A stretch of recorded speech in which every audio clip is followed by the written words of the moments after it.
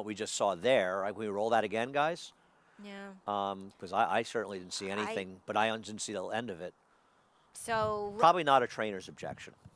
well, we did have that earlier. Okay, it's on the right. So the 10 is towards the inside. She has. Where's and the Tom's 11's horse? right behind with the white face. Okay. I still am not seeing anything. Right there? Right there, I guess. This one. You will, see the 11. This will be disallowed. Yeah, you see the 11 kind of have her head jerked a little bit to the inside. I'm assuming she's in the maroon. Oh, She comes right over a little there. He comes over half a path. But the 11 was going nowhere. Yeah. And that. Now he sort of shifts out. Still, though. It seems like, well, from what I've seen there, I would be shocked if there was a change, Jonathan. Yeah, this is tricky. This reminds me of the NFL where they don't have the right angle to actually tell what happened. If there was a camera at up top by the 8th pole, then maybe you could tell if it was actually going to affect it, but it doesn't seem like it did to me. From my blimp view, I could tell that nothing happened. From my blimp view. Anyway, it looks as though Whoville's getting her picture taken, so no change here. Congratulations. So there is joy in Whoville. It's Christmas Day in Whoville at Churchill Downs for Brian Williamson, Mitch Murrell, and Leela Williamson as well. So family horse. Now, I'm going to jump in our time machine, head back to 1947. On this day, May 31st, it was the Belmont Stakes, and it was won by Phalanx here, who went on to be Phalanx, sorry. Went on to be champion 3-year-old. He also won several big races here in New York, including the Wood Memorial, Jockey Club Gold Cup, the Dwyer, and as well as the Renson as a 2-year-old, owned by C.V. Whitney. This was my second Belmont, actually. She was my great-great-great-grandmother. Wow, wow. Way out there. They had head-ons back then, too. How about that? C.V. Whitney. Wait. Wow, that's pretty cool. My favorite C.V. Whitney horse was State Dinner. He won the, I believe he won the handicap triple, the Met, the Suburban in Brooklyn, back in 78 or 78, I think. But yeah, it was a terrific horse. Yeah, what a big imposing influence that C.V. Whitney had on our industry throughout the years. I mean, the horses that he owned and campaigned. So pretty cool there. I didn't know we could have footage from 1947 like that. I shot that, actually. Yeah, I didn't want to brag, but a lot to do with Here are that. your possibles for the 152nd Belmont Stakes to be run June 20th at 1 mile and an eighth. We do see Todd Pletcher with a battalion, possibly Dr. Post, Farmington Road, Gouverneur Morris, Charlatan, possible as well. But Maxfield, one of 2 Maxes in the race, as we also will have Max Player possibly for Linda Rice. But Maxfield, this was his 3-year-old 2020 debut in the Matt win, and he was impressive, Andy. He was. He really was. I mean, he is a horse that's still figuring it out, and he's still winning, and he's winning in reasonably fast times, too. He's got a 95 buyer coming off a layoff, sort of takes a little bit of a left-hand turn in the stretch, and Jose did what he had to do, and it felt like the gray was coming out a little bit. I thought he came in more.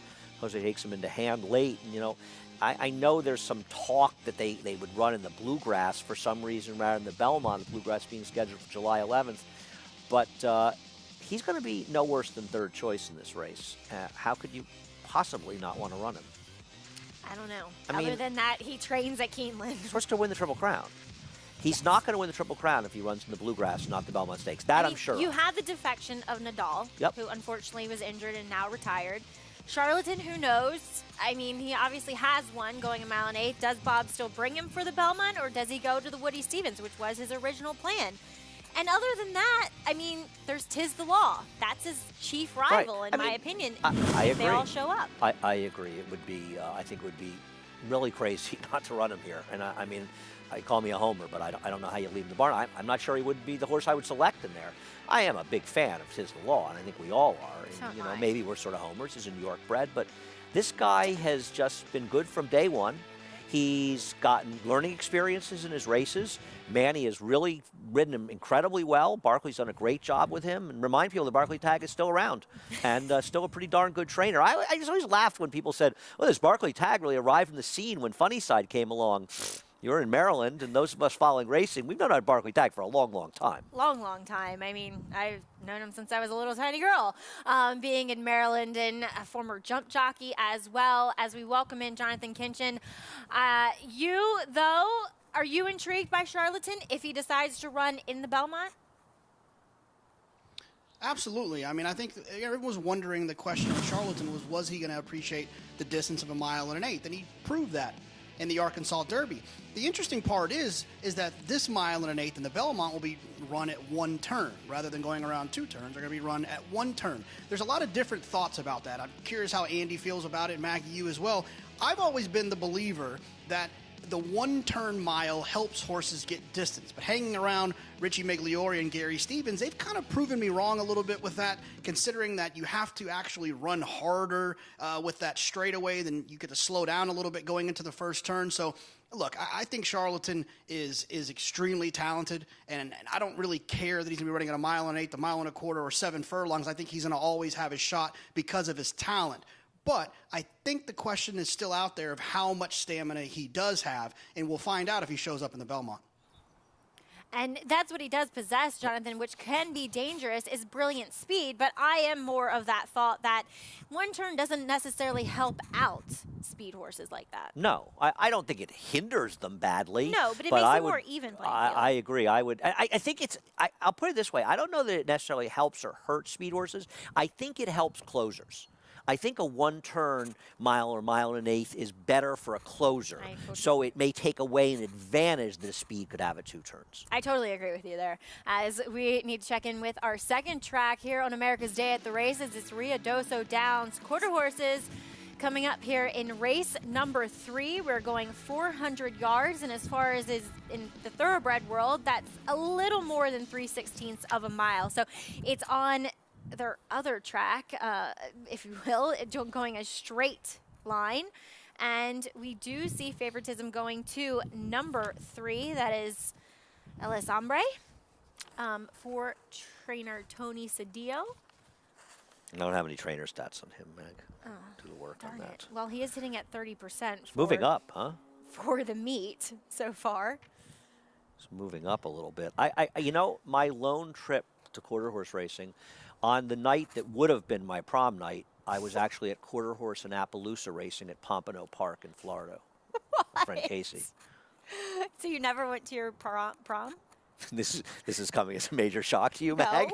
No, not at all. I was in Florida hanging out with a friend of mine, going to Calder during the day, and apparently quarter horse and Appaloosa racing at Pompano. Believe me, if somebody said to me you could have been at the prom, I would have said, you know, the quarter horse and Appaloosa racing at Pompano sounds like just the place. I've actually never seen quarter horse racing live. Well, this was the only time I believe that I have seen it. Yeah. Well, racing was a landscape was just different. You know, this was 1980, and you know, you think back to those days when tracks like Green Mountain. You would have loved if Green Mountain, like being a kid when I was, when Green Mountain's about an hour away from Saratoga. My mom in Vermont, right? Yeah, we drive by on the way to Williamstown. My mom and I will go there to either go to the theater or the museum there. Not Mass Mocha, there's another one, the Clark, and. It's still there. You can still drive by it and stuff. Yep, but I used to go there a lot as a kid with my dad. I think Barbara Livingston, she's posted pictures, I believe, of Green Mountain. Yeah, I have one on my phone somewhere. Somebody, I'll put it up actually if I can find it on Twitter. But somebody else I saw posted a picture the other day driving by. You still see it from the road. That's really cool. Yeah, it was fun. They ran harness in the winter. When Saratoga Harness used to close in the winter, a lot of the horses went Saratoga Harness and ran there. It was a 13/16 of a mile track, actually. And they would run then, and they would go to Green Mountain, but and then it became a dog track. Green Mountain did. Yes, which Andy Beyer loved, because he would, when Saratoga would close, he would go to the Green Mountain for the dogs.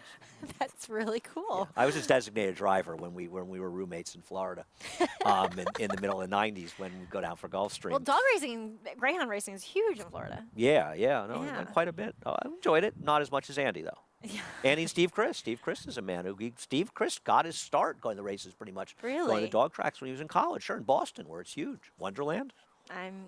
I am particularly partial to thoroughbreds, but Me I love too. quarter horses as well. So real treat watching them run here at Ruidoso Downs, and home of the world's richest quarter horse Right. race. The All-American Futurity. American Futurity, exactly. And Me and Bobby McGee is in here. I mean, I how love the could you song. not love that name? I do love Little the name. Janis Joplin.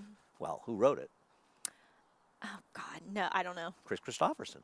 Oh, okay, all right, very cool. It's a lot of educational stuff taking place on America's Day at the Races I today. mean, the music. But Janice's version, I would agree with you, is the quintessential version. They're going to the gate here, Maggie. Yeah, exactly. We got to get it out to Mike Dimoff because He's it'll the be man. over before I even get it to him if I wait any longer. So here's Mike Dimoff, track announcer at Ruidoso Downs for race number 3.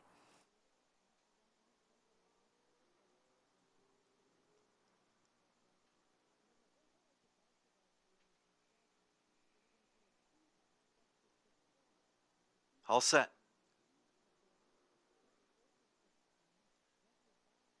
They're off. From the inside, fast into stride is LS Ombre with WL My Lips Hurt Real Bad and Political Pop Pop now rushing up in the red silks on the inside. From the center is Jesse's After Gold putting pressure on LS Ombre. Jesse's After Gold puts ahead in front. LS Ombre on the inside. Jesse's After Gold, LS Ombre. Oh boy, what a thriller. No clue there. 3 and 4. Which nose hit the line on the bob correctly? Mike Dimoff did not want to call it. I don't know, Andy. I think I'm going to go with number 4, though, Jesse's After Gold. I'm going to go with Jesse's After Gold as well, though we will want to see a slow-mo of that. We could see a slow-mo the entire race, actually, if we wanted. But, boy, they really battled it out the whole way to the wire. But Les Hombre, or Els Hombre, at 7 seconds and 15 starts, seems to have added an 8th to that tally. Yeah, it does seem that way. And Jesse's After Gold, one of a few in here that had a more limited number of starts, always one you want to kind of side with in these maiden claimers, no matter what they are. Well, I'm going to say goodbye here. We'll welcome Richard Migliori back on to set here. We'll also have a little bit more Jonathan Kinchin and Andy Sterling. Thanks for watching here on America's Day at the Races as we'll kick off the late pick 4 on Churchill Downs. Stay tuned.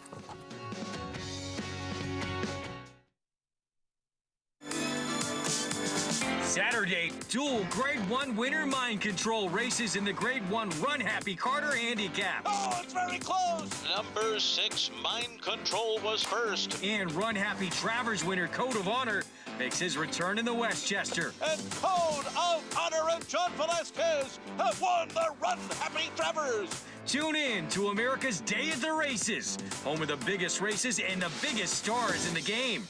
Check your local listings. Tom Durkin letting you know New York breds start with an advantage. At the sales, buyers pay up to 7 figures. And there's over $2 million in stakes money limited to New York sired horses in the New York Stallion Stakes Series, like the Park Avenue for 3-year-old fillies. Duly minted wins it for fun. For fun and money. The winner's share generates an additional $55,000 from the New York Breeding Fund. Funny Guy's gonna do it. Funny Guys win in the Times Square division generates the same money. So get with the program at nybreds.com.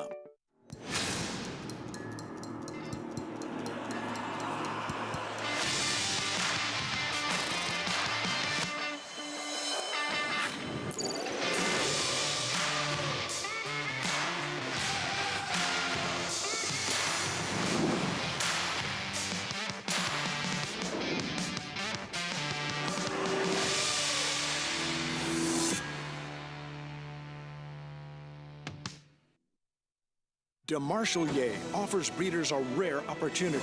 Out of a full sister to champions yesterday and Quarter Moon, his picture-perfect pedigree includes 8 Grade 1 winners under the first 3 dams. A winner in his 2-year-old debut at Aqueduct, he was named a TDN Rising Star. He captured a decisive victory at Keeneland and won the Grade 3 Pennine Ridge Stakes at Belmont. The only son of topsire Dubois standing in Kentucky. DeMarshall new for 2020 at Claiborne Farm. Belmont is back. This Wednesday kicks off 25 days of action-packed racing with stakes races every day. Watch America's Day at the Races featuring Belmont Park. Every race, every day. America's Day at the Races is brought to you by champion sprinter Run Happy. who raced medication-free, and he's standing currently in legendary stall number 1 for $25,000 at beautiful Claiborne Farm. Richard Migliori joining me, Andy Serling, for the rest of the afternoon here as we cover all the action from Churchill Downs. There's 4 races left, as well as the remaining action through 6 o'clock at Ruidoso. Richie, how are you today? Doing well. Beautiful day. Absolutely glorious out. Beautiful breeze. And the anticipation of opening day looming large. I agree. Can't wait for that Belmont reopening on Wednesday. Of course, a 10-race card. Race number 7's coming up at Churchill. Jonathan Kinchin is still alive after Whoville won the first leg of this pick 5 with the carryover. This one's a tough one, Richie. I kind of wanted to make Yamato Maker, but I couldn't make an excuse for his last as Bill Motto looked to win his 4,998th races. I used 1789 on what was now a dead pick 5 ticket, as I did not use Whoville. Well, I'm sorry about that, but why does it seem like anytime a trainer or a jockey gets close to a milestone, it takes them a while to get to it? Like, it's almost like it slows down. Well, first of all, it's hard to win races, as you well know. No, even if you win 100 races a year, that's 2 a week. The one Yamato Maker, Bill Mott, and John Velasquez. Yeah, I think the drop-in class is going to help him, but he's going to have to work out a trip from the rail. He's going to have to run better than he ran last time out also, and he just had absolutely nothing. But he does drop in class. The 2, Storm and El Prado, a long shot for Monty Beasley and Alvin Ortiz. Not a lot to recommend. Number 3, Deacon, I agree with you, Rich. He is another horse who's a big price at 40-1 here for Ray Hernandez and Martin Garcia. Also coming off a layoff kind of compounds the fact that he just seems a bit slow. Speaking of layoffs, 21 months since we last saw 'Tis Our Turn, Walter Bidner and John Court. 21-month layoff, gets the complete makeover, though. Blinkers on, first-time gelding. I don't like him. Hard one to like. The 5, KW Captain Flint. Another long shot, Michael Tomlinson and Joe Rocco Jr. Well, he gets back to the surface of his only win, but he also would have to improve. The number 6 Special Reserve, Randy Morse and Declan Carroll. Actually, Declan Cannon. Very close. Declan Cannon, yeah. I apologize. Not I saw that. no. My eyes saw it. My brain screwed that up. I actually think this horse is a little bit interesting at a price. 7 is Coltonator, one of the ones I used in here for Greg Foley and Rafael Bejarano. Yeah, another horse I thought was interesting. Thought his form was a little dirtied up and could be better than his odds. The favorite, Cold Smoke for Robertino Diodoro and David Cohen. I just have a hard time taking these kind of horses as favorites coming off a maiden win. It's the toughest jump going from maidens to running against winners. I agree. I used him, but that's why I used 4. I agree with that, Richie. Real Foot, the 9, Steve Asmussen, and Ricardo Santana. I think this horse has a little bit of a look, too. He takes a bit of a drop in class. And, Steve Asmussen at Churchill Downs. The number 10 is Connection, John Sadler and Joel Rosario. Another one of those horses making that step from maidens to Tyler Gaffalione. Tyler Gaffalione, yeah. Guys. But Rosario rode him last time. The number 11 is Nash Vegas, Brian Hernandez, a horse who debuted at Saratoga for Nick Zito. Yeah, turns back in distance. I don't really care for him. Me either. Critic, named for me, Jason Cook, and Rodney Prescott. Another one I just have a hard time making. We've seen a lot of long shots win at Churchill Downs, but not horses that I could make a case for before the race. A reminder to people that if you are looking to play the races, it's a $100 free bonus at Twin Spires. Head on over, sign up for the Twin Spires new player bonus. Sign up, head to twinspires.com or download the Twin Spires app. Opt in and use the promo code GET100. Start your $100 new player bonus right now. Let's head over to Jonathan Kinchin right now to hear his thoughts on the number 8, the favorite, Cold Smoke. Andy, it's funny. I did that exact same Carol Cannon thing this morning, so you're not the only one. That is confusing. I like the 8 Cold Smoke in here. I understand that obviously got the maiden win last time, but the thing that kind of helped me get over that hump was the fact that it was first time Diodoro last time, and so the horse just really ran well that time, was involved in a very hot pace. And finished well, was stuck down on the inside a majority of the meet at Oaklawn. That's not exactly where he wanted to be. He's got a nice, comfy outside draw here. In a normal setting, though, just kind of trying the maiden over and over and not getting it done and then having that one kind of breakout performance, I would probably be dismissive. but I just like the fact that it was off of a trainer change. Diodoro obviously gets a lot of wins. He's winning at like something around 40% for the meet so far at Churchill. So I feel like Cold Smoke should be able to continue on off that maiden win. And then, I think the 10 Connection was interesting. I liked Connection last time cutting back, and now you just want to know if last time was the time. And a horse that I feel like is probably a little bit more overbet than I would like. I much prefer Cold Smoke if I'm going to take a maiden facing winners for the first time. Thanks, Jonathan. I tend to agree. I'll give you some quick stats. The 10 Connection, for what it's worth, John Sadler, just 10 for 57, $1.55 ROI off of maiden wins in the dirt. With coming back and claiming races, he's just 4 for 30, suggesting they don't duplicate that form. Robertino Diodoro, off of maiden wins, second off a claim off of maiden wins. He's just 0 for 3, including losses at short prices. And I think we're looking at right now, is this Connection? His last win? It's that last, the problem I have with that last race, Richie, is it sticks out like a sore thumb in his races. His other races are just much slower. Yeah, no, I agree. I mean, he ran down a horse that was loose on the lead, looked like he had the race won, and maybe just laid down a little bit. Again, I have a hard time taking horses coming just off of their maiden win when it's taken them multiple tries to break their maiden in particular. Yeah, and, from a multi-race standpoint, I use 1, 7, 8, 9 on my tickets that are done. I didn't want him at all. And I would use Cold Smoke. He can win. But let's talk about some others. You and I are both interested in the 7 Coltonator.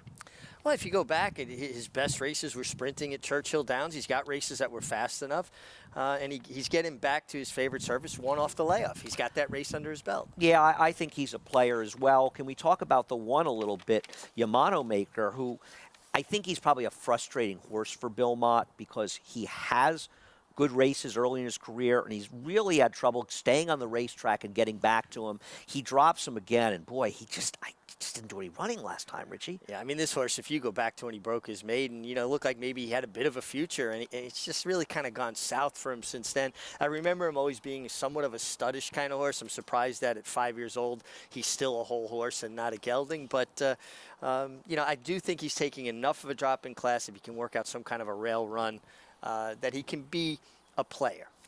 Yeah, and the other thing to remember about him is it is his second start off a layoff, right? I mean, he was coming off a significant layoff in his last start. I know you wanted to talk, Richie, a little bit about another horse, the 6 Special Reserve, a horse that I am not using.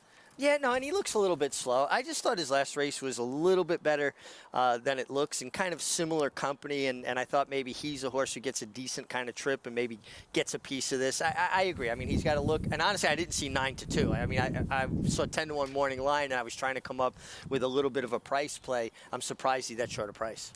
Yeah, and not to be hard on him, his trainer is just the last couple of years, he's just not been winning at a particularly high percentage. No, not at all. And this horse did break his maiden in a maiden allowance, and he's kind of steadily now dropped to this level. Like I said, I thought he was competitive at this level last time at Oaklawn, but you make a good point.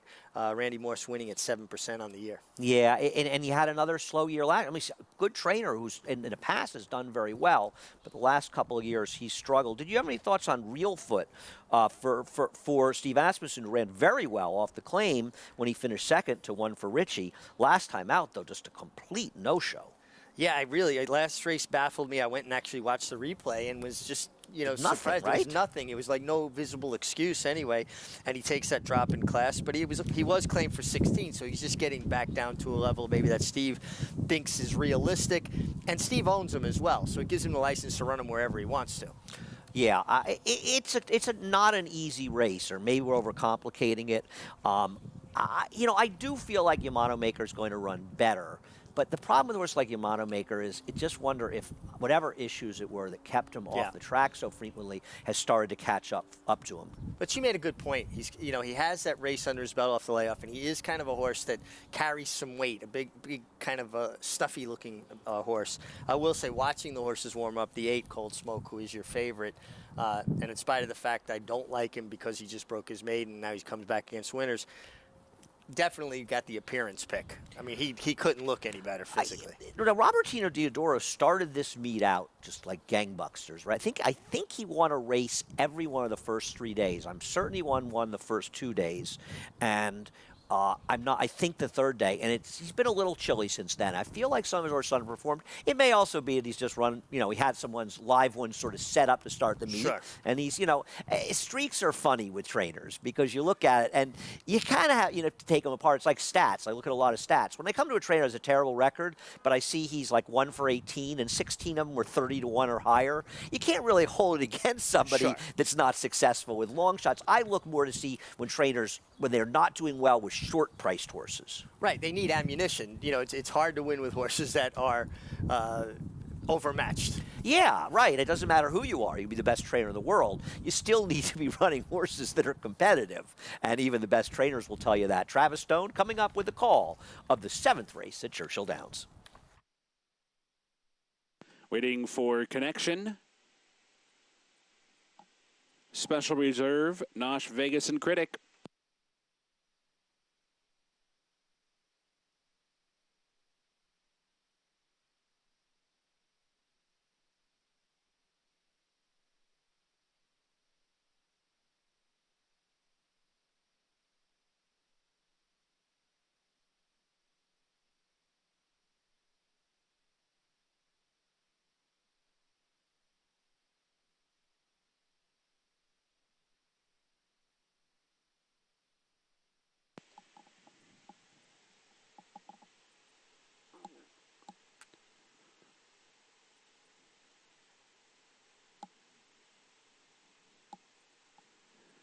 They're in the gate.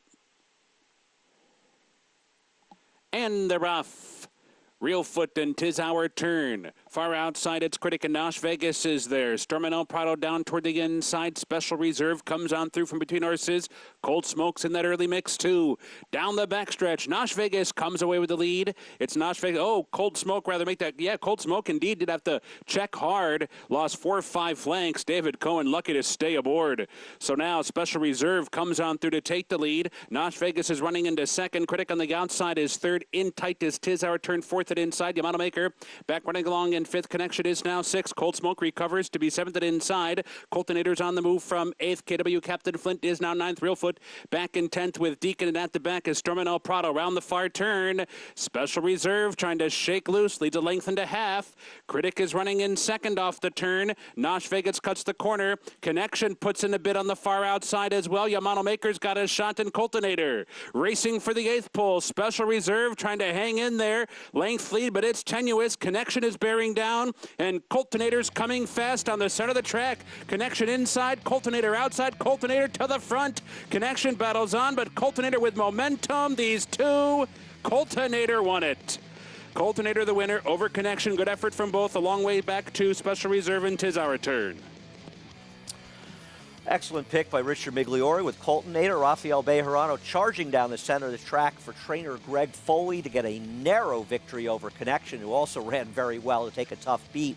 Seemed like the 6th Special Reserve might have had it, but he tired late. There was, however, an incident in the backstretch which badly hampered the favorite, Cold Smoke. Yeah, he really got squeezed between horses, clipped heel, stumbled. David Cohen, his rider, did a really good job just staying on his back, but that basically eliminated him. Well-timed ride here on Coltonator by Rafael Bejarano, storming down the middle of the track. Yeah, gets it done at 5-1 just to start the late pick 4.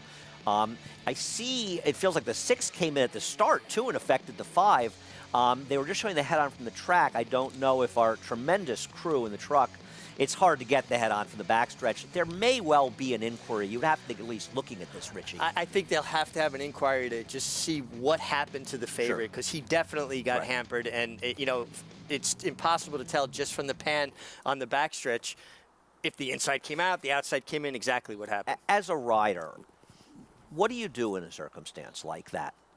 You mean as far as while it's happening? Yeah. I mean, it catches you off guard. Obviously, you have to be aware that things can happen, but you're not, it's not thinking, you're not well, thinking you're about thinking of going forward to hold your position, get your spot. David Cohen's that kind of a rider. He's aggressive. He wants to hold the spot. But as they're coming together and they're squeezing, you get to a certain point, you start hollering at guys, and if someone doesn't straighten up, you have to check, try to drive defensively. You see someone changing lanes without clearance, you don't want to let them run into you, so you hit the brakes. It's the same thing with horses. You hit the brakes. Right. Well, you have experience, obviously, riding thoroughbreds, winning over 4,700 races, I believe. Is it 45. Oh, only 4,500. You're really nothing. This is my first win. Embarrassed to be with you. Is that true? With a very young Dennis Bryda. A very young thin Dennis Bryda. Bryda in that picture. Rode this horse in a match race, 13 years old. Catch weight, so I was probably weighed about 85 pounds. And you can see the different physicality of a quarter horse. Much thicker build. You look like Irad Ortiz in that picture, actually. I know. I keep on thinking that. With same kind of cheeks and mouth, Yeah, right? it's funny. It really is. But, that's a great picture. So that, in actuality, was my first win. There's inquiry against the winner? Oh, well, yeah, I was thinking that the winner couldn't have been involved in the incident in the backstretch. No, because he was well behind that. Yeah, and I'm sure the stewards are looking at the backstretch. Well, I'm not sure what's going on here. Actually, the 10 is coming out into the 7 right there. You kind of the 6 drifts a little bit there. The 10 came out and initiated there's an inquiry?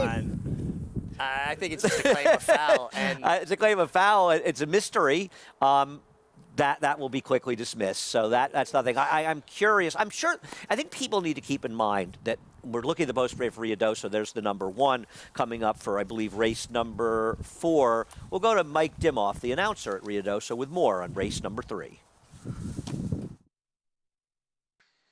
4th race at Ruidoso Downs, a 350-yard quarter horse event and a field of 10.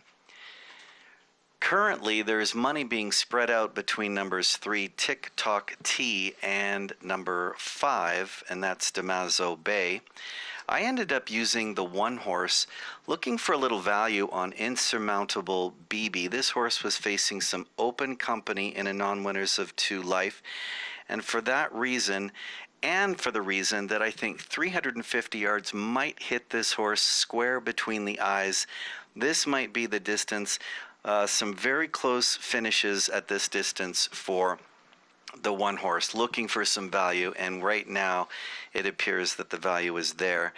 The 5 horse, who is second in the choice right now, is my second pick, and this is 5 Damaso Bay, a horse I think worth talking about, simply for the fact that this horse comes off the maiden score looking like a nice victory at 300 yards. Going to stretch out today an extra 50, but this barn has been quietly white hot, as they say. They won 3 on Friday and another yesterday.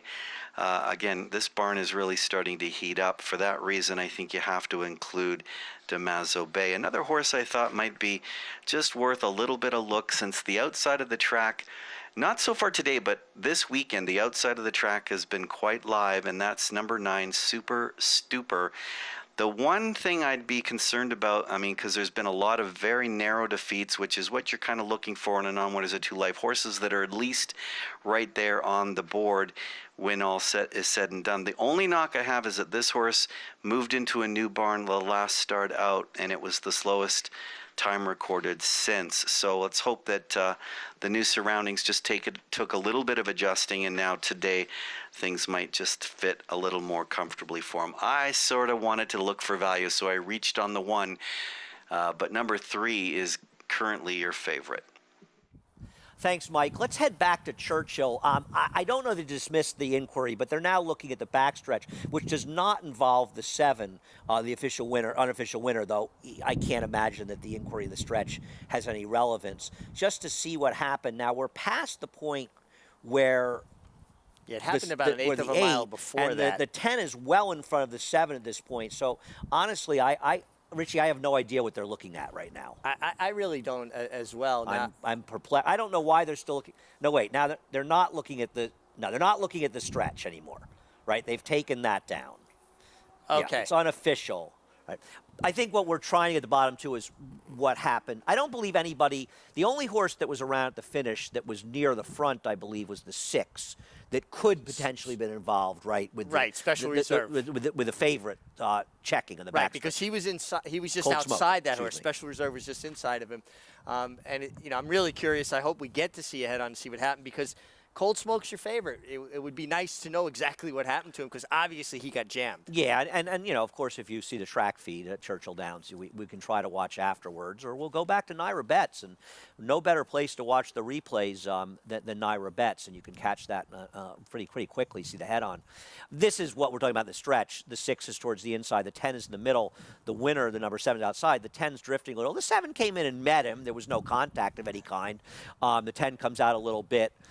If they started disqualifying horses for coming together like that, there'd be a disqualification every race. Yes, yes. Maybe every horse would get disqualified at some point for causing a bump, and that's another discussion for another time. Richie and I are sort of on the same page a lot in inquiries. Do want to remind people that Fox Sports is really the home for racing at Churchill Downs, and starting this Wednesday at Belmont Park. We will be showing all the races at this meet at Churchill Downs, but really all throughout 2020. All of the Churchill Downs races we'll be covering. We'll have that privilege to cover them, and they'll all be on Fox Sports. That's Churchill Downs and Belmont Park starting this Wednesday as well. Want to remind people, promotion at Naira Betts. The new Naira Betts members get a free $20 play today using promo code BET20. Visit NairaBets.com, enter BET20 at sign up, and $20 will be in your account in just minutes to bet any races on our show today. Bet any track, anytime, anywhere.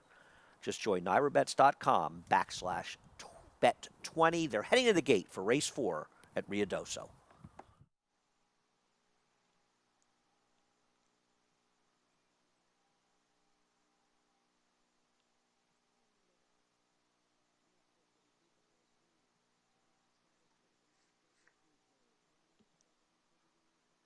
Daddy Lane loads. Now here's Nova Moon.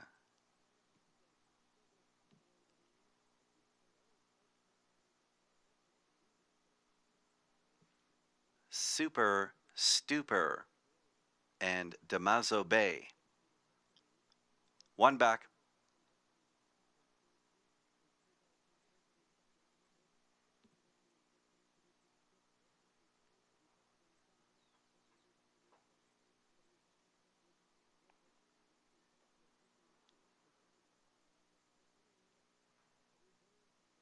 Super Stupor Restless, awaiting a winner's moment.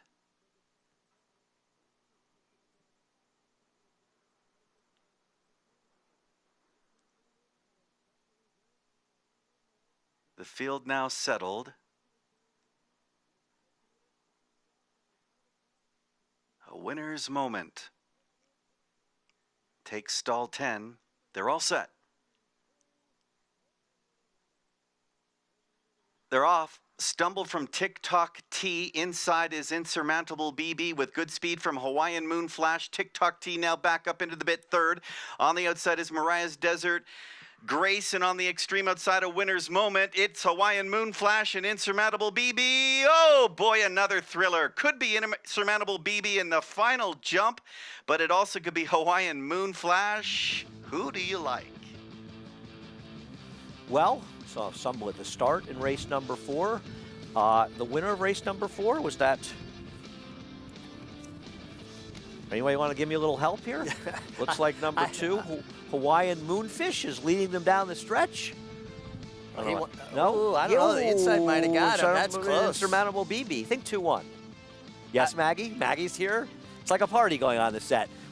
We were watching the head-on quickly. It seemed like nobody caused the incident in the back. Looked like he got touched on the shoulder and just lost his balance for a second, kind of caused his own problem, maybe. Well, a whole lot of action going on around here and at the tracks. Richard Miglio and I will be back, as well as Jonathan Kitchen, with the rest of today's action.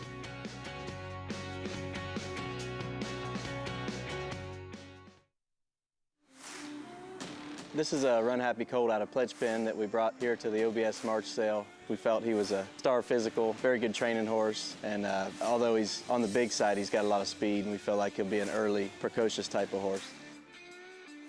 Just a real straightforward, nice filly. Her precociousness to be quick early, being sound, good-minded, checks all the boxes. We're just hoping the market receives her well. Run Happy, standing at Claiborne Farm. It's America's original sport, and no one covers it better than americasbestracing.net. From the sport to the lifestyle, the best races, horses, and destination venues, cocktails, gambling, fashion, and more. America'sBestRacing.net is a sport for you. Live it, love it, bet it.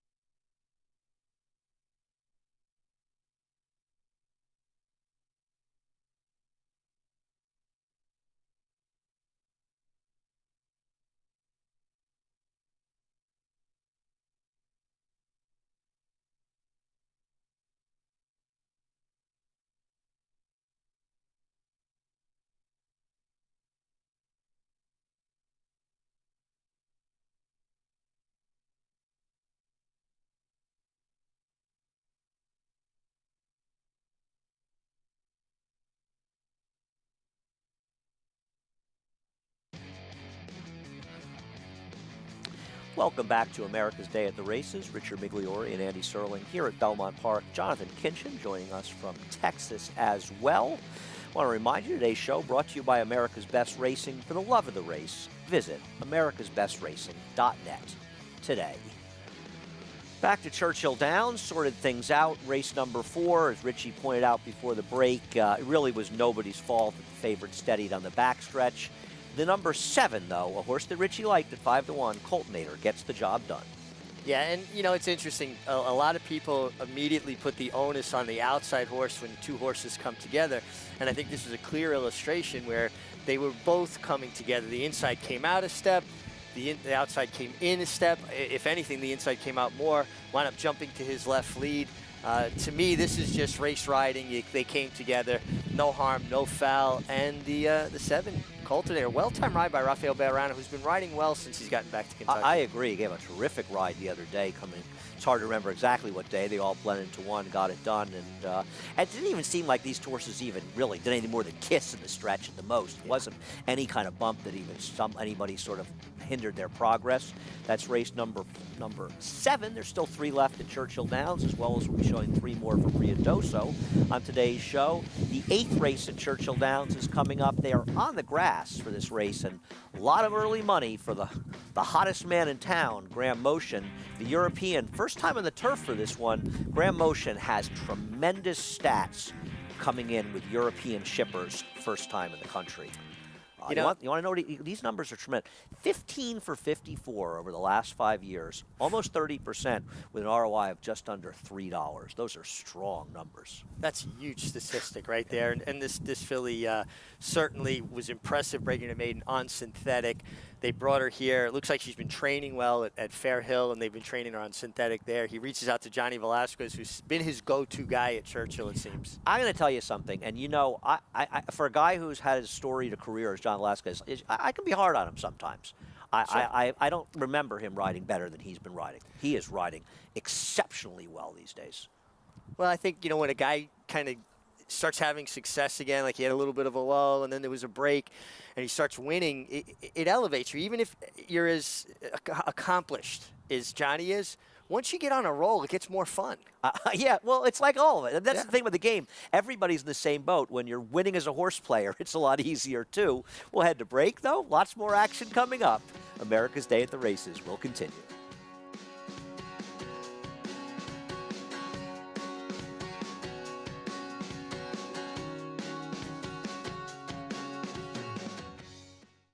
This proven son of Giants Causeway has sired 4 millionaires, including Claiborne Farm stallion Lee. Recent top runners include Cutting Humor, winner of the Grade 3 Sunland Park Derby, Grade 2 winner Sharp Samurai, international star Shamal Nibras, graded stakes performers Uncapped and Sweet Sammy D, and Bal Harbor, runner-up in the Grade 1 Woodward Stakes. His 2-year-olds have brought prices up to $310,000. First, Samurai, standing at Claiborne Farm. Adrenaline pumping, hearts racing, the thrill of winning. And it all happens right here. Twin Spires, from the team behind the Kentucky Derby and the destination for horse racing wagering from around the globe. From beginner to expert, Twin Spires is betting made fun and easy. We're offering up to $100 in bonus funds for new players, as well as daily offers and promotions for all our players. Twin Spires, racing into your home. Download the app now. See site for details. Void where prohibited. Please wager responsibly. Since 1913, the Petaluma Creamery has believed that the best dairy products come from happy cows. It's why owner Larry Peter insists that every cow we milk is born and raised naturally to produce the finest non-GMO 100% organic cheese and butter for your family. Shop our delicious line of Spring Hill cheeses. Pick your favorites, and we'll ship them right to your front door. Visit SpringHillCheese.com today and start serving your family the highest quality cheeses available. Petaluma Creamery, the best dairy comes from the happiest cows.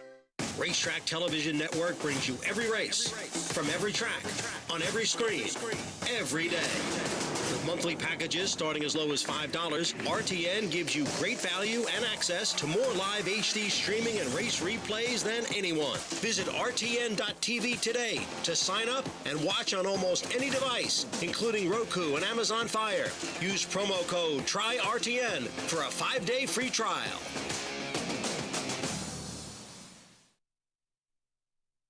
Welcome back to America's Day at the Races. Richard Migliori, Jonathan Kinchin, and Andy Serling. What a beautiful day. Beautiful day at Churchill Downs and a beautiful day at Belmont Park as well, where the action will be starting up soon. But Jonathan Kinchin's best bet of the day is Ella Brilla, the 3. And Richie, I'm guessing you watched her last race. And my question to you is, why in a race that appeared to have no pace on paper did this rider decide to drag this horse to the back of the pack early? It's really hard for me to understand that. And, you know, you're asking for trouble. You're asking to be shuffled back. All you have to do, you don't even have to send a horse. Allow them to go forward. Watch this. It gets worse. Well, I mean, now he's already sealed his fate because he's allowed horses to fold over in front of him. Yeah, the race is over at this point. It's a miracle this horse. And the funny thing is, she didn't even have a great trip from here on out because she had to swing very wide on the second turn. But Richie, as a rider, is there, especially in turf races, is there anything more important at the beginning of the race than establishing your position? Establishing position. You don't want to give your horse too much to do and have to fight your way through traffic constantly. It uses a lot of energy. Let your horse get their position. Things will moderate, and then you can settle. But settling right out of the gate just leads to these kind of trips. And in my opinion, that has been the key to the success that we've seen from John Velasquez at Churchill Downs. He's been getting position with horses early that didn't even necessarily have any early speed. Jonathan, your best bet right now is 2-1. I haven't looked at doubles, but I'm guessing that she'll be favored by post time. Yeah, it's gonna be really close. It's gonna be about 2-1, 3-1 with the Grand Motion first-time U.S. runner on the inside. But yeah, she will end up being favored. And yeah, look, it's one of those deals where I've talked to Richie about this as well. Is I've never sat on one's back, so I try not to be overly critical because I don't know. I'm not standing there. I don't know if someone came over on him. There's a position, but you're 100% right. He had no business being as far back as he was, and then he's circling wide into a slow pace. Those are my favorite trips to bet back, is closing into slow paces, because I just don't think the public sees those as much as a troubled trip where you're steadying or something of that nature. So, look, I think that it's probably not the price I was hoping to get on Ella Brilla, but she's definitely deserving of being the favorite. I agree. And I think, you know, the smartest thing that the MIG ever said to me, and he said plenty of smart things, was getting your position going forward. If you just simplify it and think of it in those terms and allow yourself to go forward to get your spot instead of going backwards, because you're going to get shuffled further back when you go backwards. It's just guys are going to take advantage of you. They're going to fold over and they're going to slow down. Now the horses are going to be a bit late leaving the paddock, Andy, for this race, because the rider on the 9 came out with the wrong silks. Did you ever do that, Richie? You can admit it. We're all friends here. We're among friends. If I did, it was the valet's fault. Well, that's like me when I bet a loser. It's somebody else's fault. I know it sounds funny that a rider would do it. There are circumstances there are a lot of things that can happen. Actually, I rode a filly years ago. I can't even remember her name. Pompeii. She won the personal ensign in Saratoga. I bet her. Paid $9. She was changing ownership after the race. Robert Clay had her. Robert Clay had her, but I came out in Farish's silks because that's who was buying her and said was going to take possession of her right after the race.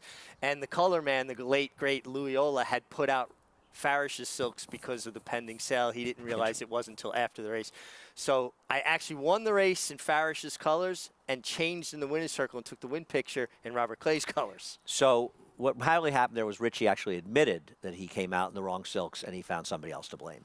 Not even your valet. I told you we were going to find somebody who's else. Somebody who's not even with us anymore, so he can't even get mad at you, right? Yeah, that really was. That was one of the cheapest shots ever. I'm proud to have been here for that. Anybody knows I loved Luiola. But John Milano's still alive, and I love John Milano. Saw John at Aqueduct, actually, earlier this winter. It's nice to see him. Your longtime Val at the number 1, hitting the track. Crystal Cliffs, Graham Motion, and John Velasquez. With a trainer with gaudy stats that you quoted, and certainly if you can translate that synthetic form to the turf will be very tough to beat. And those familiar Matacat silks goes out for Michael Dubb and Matacat, and I'm sure a whole host of other people. Is it Wittez?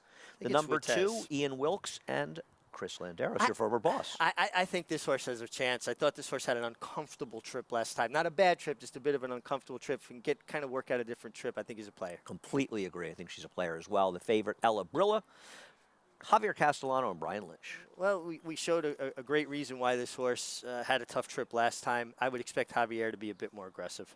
The number 4 is Pranked, one I also used. Our man Tom Amos and James Graham dropping out of a stake. Tom with a win on yesterday's show, win earlier today on today's show. Pranked does have some speed. Yeah, I thought she had a chance at a bit of a price near a long shot. The number 5, Elusive Ride, Joe Rocco riding for Michael Puig, yeah, Puig, first time on the turf. I'm going to take a wait-and-see approach. The number 6, First Course, Victoria Oliver and Rafael Bejarano looking for 2 straight. Yeah, this horse broke her maiden and off the turfer at Tampa. I think she's facing a bit tougher this time. I don't remember Shug McGahee with too many starters at Churchill since we've been there, and he's got the number 7 Secure Connection with Julian Leperoux coming out of a stake as well. This horse tends to have problems early in the race. Hopefully she gets a clean trip because I think she's a player if she can work out a clean trip. The number 8, a little over bet at 9-2. The long shot, the 8, I was looking up. Declan Cannon and Dan Kabisky. Would have to improve. Number 9, Queen Bridget, John Ortiz, and Adam Bachiza. Another one that I think would have to improve. The number 10, Shelley's Gem. Very big price going out for Susan Netherward. And here's the rider, Rogelio Miranda. Well, remember in the racing form years ago, some of the comments, not a lot to recommend. Those comments are classic. So many great ones. And also rounding out the field with the 12, 13, 14 scratch, the 11, Panterita. Yeah, making her first start on turf, also off of win, breaking her maiden on synthetic. A little drift up with the 3 to 5 to 2, actually, in this race. Want to let people know it is time for the Twin Spires Market Mover, where we will help identify the horse attracting the most support in late money in the betting, as we head to Jonathan Kinchin for more. Who is our market mover here in race number 8? The 1, Christopher, and I have a question, Jonathan, as you talk about this. Are you still alive in the pick 5? I'm sorry if I didn't remember your second race numbers.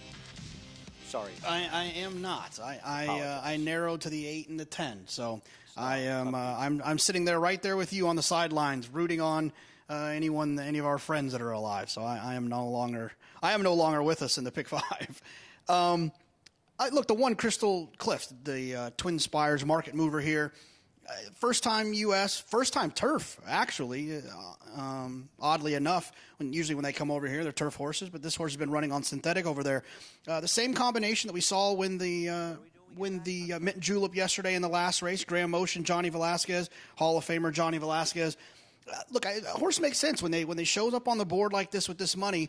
yeah, there's always an indicator that maybe there's some good things. The horse has been training at Fair Hill. It's a private training facility in the Northeast, so it's not like everyone's seeing the horse working in the morning. So there's got to be some chatter that this horse is going in the right direction. Typically, when horses come over from Europe, they're looking for two things: firm ground and Lasix, and this horse is going to be getting both of those things. So it makes a ton of sense why Crystal Cliffs is the Twin Spires market mover. Thanks a lot, Jonathan. Want to remind people that Twin Spires has a $100 new player bonus today. All you have to do to sign up is head to either twinspires.com or download the Twin Spires app, opt in and use the promo code GET100 to start your $100 new player bonus right now, as we head back to Jonathan Kinchin for more on race number 8. Thanks, Andy. Yeah, we talked obviously about the 3 Ella Brillo, who's my best bet of the day in here, and off the trip last time, the rider changed to Javier, second off of a layoff. The horse has already won going a mile and an eighth. Everything points in the direction of her. But a horse I thought was interesting was the 4 Pranked for our friend Tom Amos. And look, I think a lot of times you'll see a horse on paper that has a potential edge, but you worry that the trainer or the rider might not recognize that edge. I don't think that's going to be the case here. Tom Amos is very aware that he's the lone speed in here. I think he'll give the instruction to send. I can think of a number of times of Jimmy Graham in a turf race wiring me and knocking me out of various wagers. I think Pranked will be on the front end. I don't know if Pranked is good enough. I don't know if she wants the mile and an eighth, but she's going to be on the front end in a race that doesn't have a lot of pace. I think there's a little bit of an angle on Pranked in this race. Richie and I agree. I think that this is a horse that has a chance. As I had said before, I used the inside 4 in my pick 5 that's dead. And Jonathan mentioned, Jonathan, you're my only friend. So if you're dead, I'm out. As far as Pranked, the first race was strong. This horse can be forward here. We'll see how much pressure Shelley's Gem puts on her early, but she could be in position. And that was a tough spot last time out to come back. And if you look at it, the race basically fell apart, and she was the speed. It fell apart. She has the run under her belt, so, she should be better today, fitter. Speed is always dangerous. The only thing I hope that Jimmy Graham does, if he is on the lead, don't throttle her so much that horses are on top of you before you start letting her march on. She doesn't seem to me to have a huge turn of foot, so use your speed as your advantage and start kind of spreading the field. Make them come off the bridle chasing you at some stage. I always see riders get a soft half mile. They've created an advantage, and then they don't take advantage of their advantage and allow horses back in the race. Well, just to digress for a second, I think that's a little bit of what happened in the stake yesterday. Is I think the rider on break even used the speed, and that really hurt the favorite in there because she was forced to chase. Yes. She wasn't stalking, she was chasing. And there's a big distance, and I really think that's why the favorite, More Mischief, just didn't have any finish yesterday. Well, it takes the starch out of them. They're off the bridle. They're working hard to keep up. Make them work hard. What is your strategy if you're on a speed horse? Try to outkick the kickers? That's not a good strategy. I'm with you very much. And quickly as they're going the gate, the 1 Crystal Cliffs has gone down to the 2-1 favorite now. We don't know if she'll settle there. I think that's a very good sign because it's not just, it's Graham Motion and John Velasquez. This horse must be reportedly doing very, very well in here. She looks horrific on the racetrack, has that very long, lean, old-time kind of racehorse look. She's out of a mile or Camford Cliffs, but she's got the look of a horse that will like every bit of a mile and eighth and more. He was quite a miler, that horse. Travis Stone with the call of race number 8.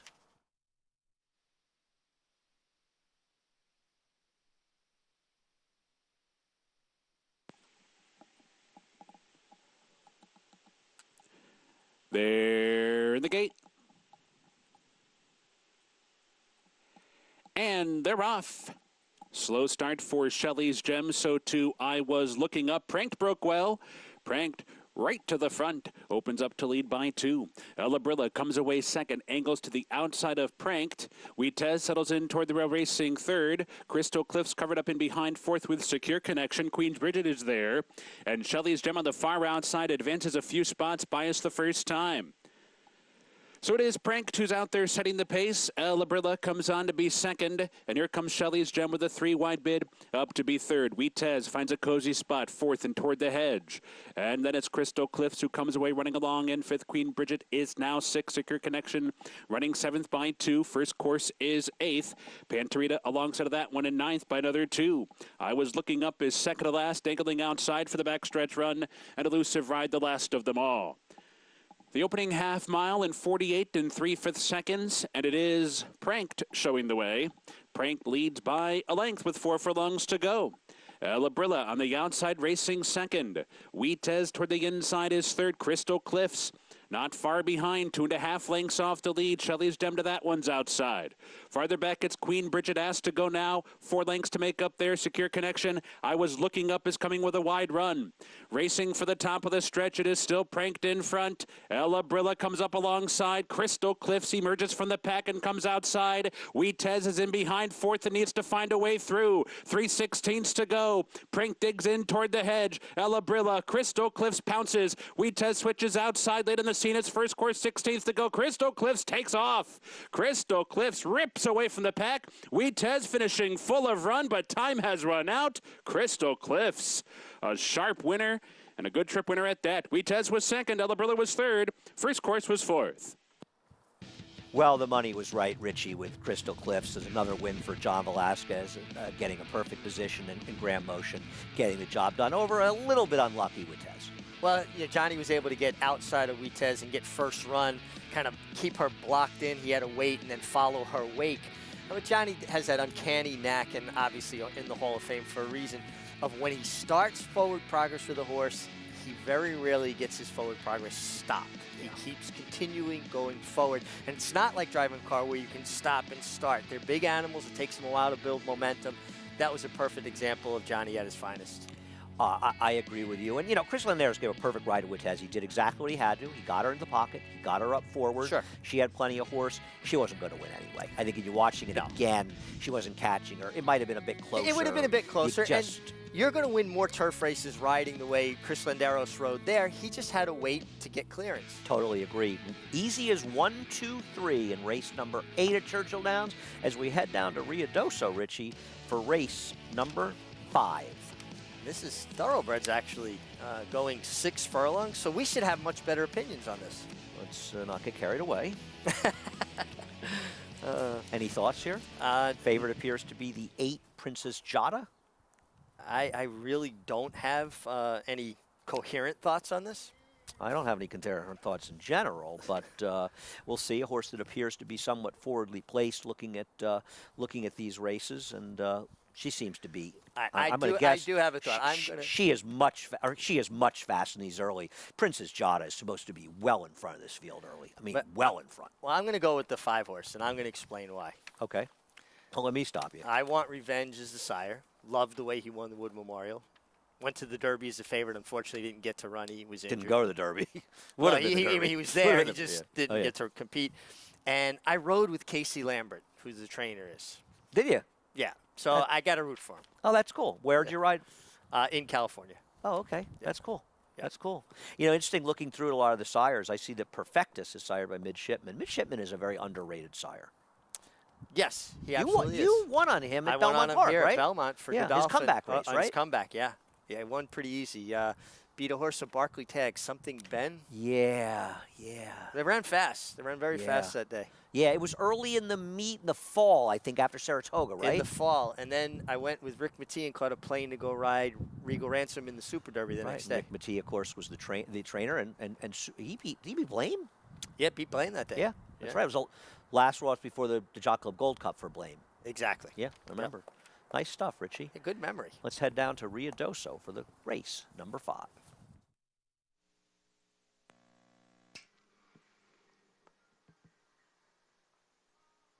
Loading for the 5th at Ruidoso. Peace out, Your Honor. Very cherry.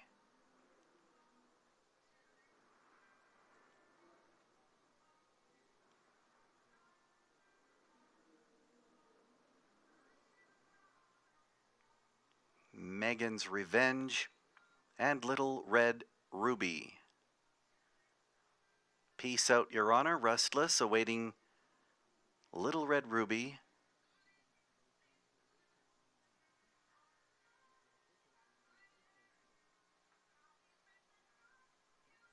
Here's Little Red Ruby. They're all set. They're off. Pre-Med broke first. Feisty Halo in the pink silks towards the inside shows speed, and from the far outside is Little Red Ruby. So Little Red Ruby trying to cross over the face of the field as they leave the chute. Feisty Halo in the pink has measured Little Red Ruby. Then from the center is Pre-Med. Also there is Roll with the Music, and up close to the inside is Artistic Ministry in that first flight. To the second flight and 4 wide on the outside is Princess Jada under a wide journey. Then it's Megan's Revenge caught in traffic. To the inside next is Very Cherry.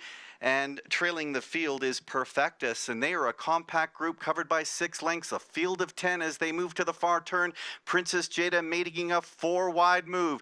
Princess Jada now sweeping up. Also there is Pre-Med with Roll with the Music, and these 3 kick on, and now here comes a run from Peace Out Your Honor as they straighten for home. There are plenty of chances. Princess Jada on the far side, narrowly in front. Artistic Ministry to the inside. Pre-Med, and now on the outside, Peace Out Your Honor. Peace Out Your Honor gets rolling and switches leads and kicks away, and it's Peace Out Your Honor to beat Princess Jada, Pre-Med, Very Cherry, Artistic Ministry, followed by Megan's Revenge. Looked like the balcony Ruidoso there, Richie, as Peace Out Your Honor caught Princess Jada, who was not up front. I didn't notice she got left. She looked like the speed on paper, but she instead made a big 4 or 5 wide run, but it was outside runners that dominated race number 5, a little 9-8-7. Is that right, Richie? Yeah, I think so. Or Yeah, no, that's 7 or 2. I couldn't think. We'll find out when we come back. Plenty more action. Fox Sports, the network of Churchill Downs Racing and Belmont Racing this coming Wednesday as well. America's Day at the Races, Jonathan Kinchin, Richard Migliori, and myself, Andy Sterling, will continue. Belmont is back in a big way, and at Naira Bets, we're celebrating opening week with a huge promotion for all members. During opening week, get a 5% rebate on your bets on Belmont Park races. That's right, 5% rebated to your Naira Bets account for wagers on every Belmont race June 3rd through the 7th, only at Naira Bets. World-class horse racing is back at Belmont, and for opening week, Naira Bets is where you'll get a 5% rebate. Available from coast to coast. It pays to play with Naira Bets. Saturday, dual Grade 1 winner mind control races in the Grade 1 Run Happy Carter Handicap. Oh, it's very close. Number 6, Mind Control was first. And Run Happy Travers winner Code of Honor makes his return in the Westchester. And Code of Honor and John Velasquez have won the Run Happy Travers. Tune in to America's Day at the Races, home of the biggest races and the biggest stars in the game. Check your local listings. As the world faces unprecedented challenges, our faith and resolve have been challenged like never before. But tough times never last, tough people do. Thanks to all the fans, the backstretch workers, trainers, owners, breeders, veterinarians, and countless others behind the scenes. We are inspired daily by your commitment, and we applaud your passion for this great sport. Together we'll rise above this, and soon we will all run happy again.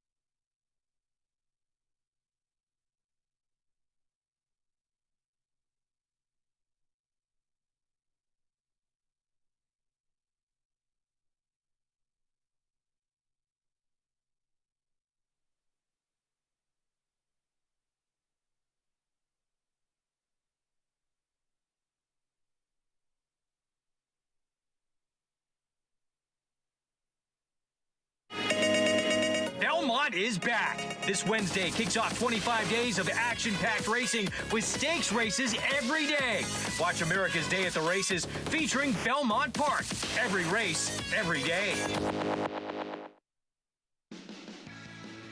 Welcome back to America's Day at the Races, and of course, opening day at Belmont Park this Wednesday, FS2 and MSG Plus as well. Check your local listings. Want to remind you that the America's Day at the Races is brought to us by our friends at Claiborne Farm as well. 100 years of doing the usual, unusually well. Canford Cliffs, Crystal Cliffs, the Sires Canford Cliffs. Perfect ride from John Velasquez. Perfect ride from John Velasquez. A great job, Graham Motion, have her ready to fire off the bench. Money showed, and rightfully so. She was very good. A little bit keen early. Once she settled down, Johnny worked out that smooth Johnny Velasquez trip that he's able to get. And Wittez was good. She ran good second, just had to wait for a little clearance. Yes, she did. And, you know, I always remember Graham Motion would say to me, one of the hardest things to do in Saratoga is figure out the right horses to bring there. Well, he has certainly figured out the right horses to bring to Churchill Downs. A fabulous job by a terrific trainer and a great guy as well. 1, 2, 3 in race number 8. Race number 9 coming up. That's the feature. Heavy favorite, the 2 Royal Flag at 4 to 5. Imagine the 7 Sarcoso will come in a little bit as we get closer to post. Chad Brown has Royal Flag. She's looking for her 3rd straight win, 3rd out of 4 starts. Of course, Chad Brown, big hand here on Wednesday's card as well, as usual here with some nice horses, including Rushing Fall in the featured Bogey. The winning colors yesterday, and we talked about this. I just think that the favorite kind of tired out a little bit chasing the speed of Break Even, but a very impressive performance by the winner, Richie. Very impressive performance by the winner. I thought Break Even was very good, and you're right. I do think that Mia Mischief had some excuses on that hard chase. Horses like Break Even can make your life difficult. Well, and even though he didn't send Break Even, you don't have to send the horse with that kind of natural speed. He didn't get in her way either. Yeah. And you can see how naturally fast she is. He's just kind of sitting on her, and you know, the old expression, not how fast you're going, it's how you're going fast. And Ricardo Santana, Mia Mischief, he has to respect her. He can't just allow her to, you know, bowl along 3 lengths in front of him and expect he's going to reel her in, because she's a quality speed horse. That's the thing. You know, if you know that the horse in front is likely to fall apart, you can let her relax. And I think that's what they did with Mia Mischief last time at Oaklawn Park. Sure. But, you know, we noticed it watching this race yesterday, Richie. You could see the confidence at this point that Corey Lannery had. I said to you, this 4 is going to make a big run here. We can just see it coming. And I just love how smooth he crept up in behind that group of horses and then tipped out as they came off the turn. That's the smoothness of a veteran rider who's got confidence in the horse underneath him. You don't want to lose ground too early. She really ran. I mean, I don't want to take away from her effort. She got a great trip and a pace to run into, but she was very good. I agree. You know, you don't want to just, you know, this is one where she got a good trip, but it's not like other horses were. It's not a race that was falling apart, Richie.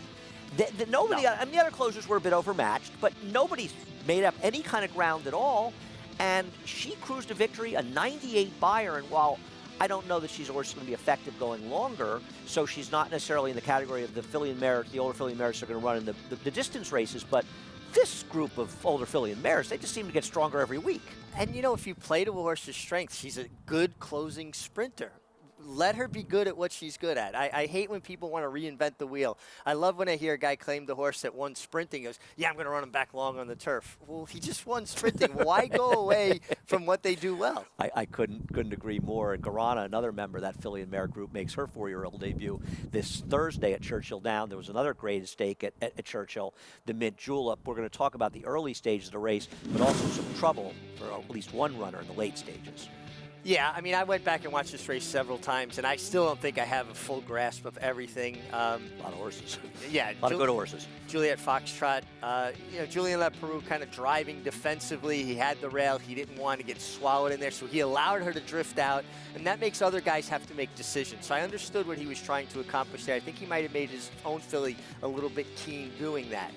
Yeah, maybe. You know, this was a race that didn't seem to have a ton of pace on paper, but the way the field stretched out, I'm not saying they were flying, but it was not a slow pace. And I think the patience and John Velasquez rode the winner here and gave her just a perfect ride. Well, and again, we go back to the keys to victory and what Johnny Velasquez did. was allowing to go forward, never stopping her forward progress. Now you see Joel Rosario and Altia. Yeah. The 2 is backing up in her face and backs her up to last. Joel knows he's riding a horse that, A, can be a little faint-hearted in getting a win. She seems to finish second a lot. And he had to deal with what Dance the Girl brought him there. He's got run here, but she will get sawed off at an important point as well, and she was very unlucky. She was very unlucky, and you know, this is clear, especially right there when he had to stymie her, and that was because Johnny Velasquez basically put the running block on her. You know, and he's so good at that. It's not a foul. It's good race riding. Yeah. When you inhibit the other guy's forward progress without doing anything illegal. Totally agree. Totally agree. And Johnny got the position, and Joel had no real choice. Anybody that's critical of Joel doesn't understand this horse, that he had to keep her covered up. It's not his fault the horse backed in his face, and he never lost his cool. No, and that's one of his gifts of not losing his cool. Now, I agree. She had a very difficult trip.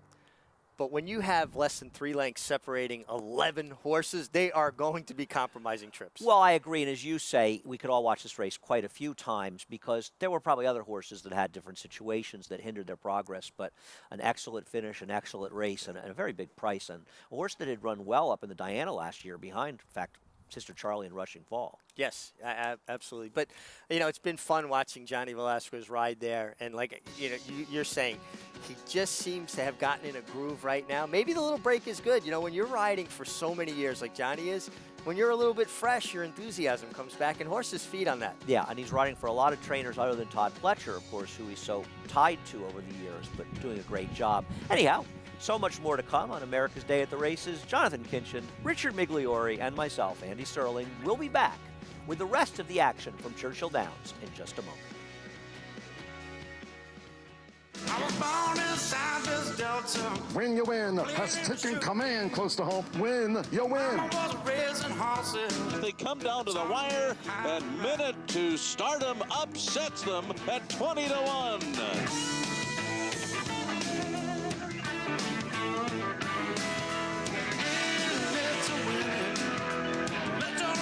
Shine through, gotta get in, it's a winning. All the world's been waiting on you.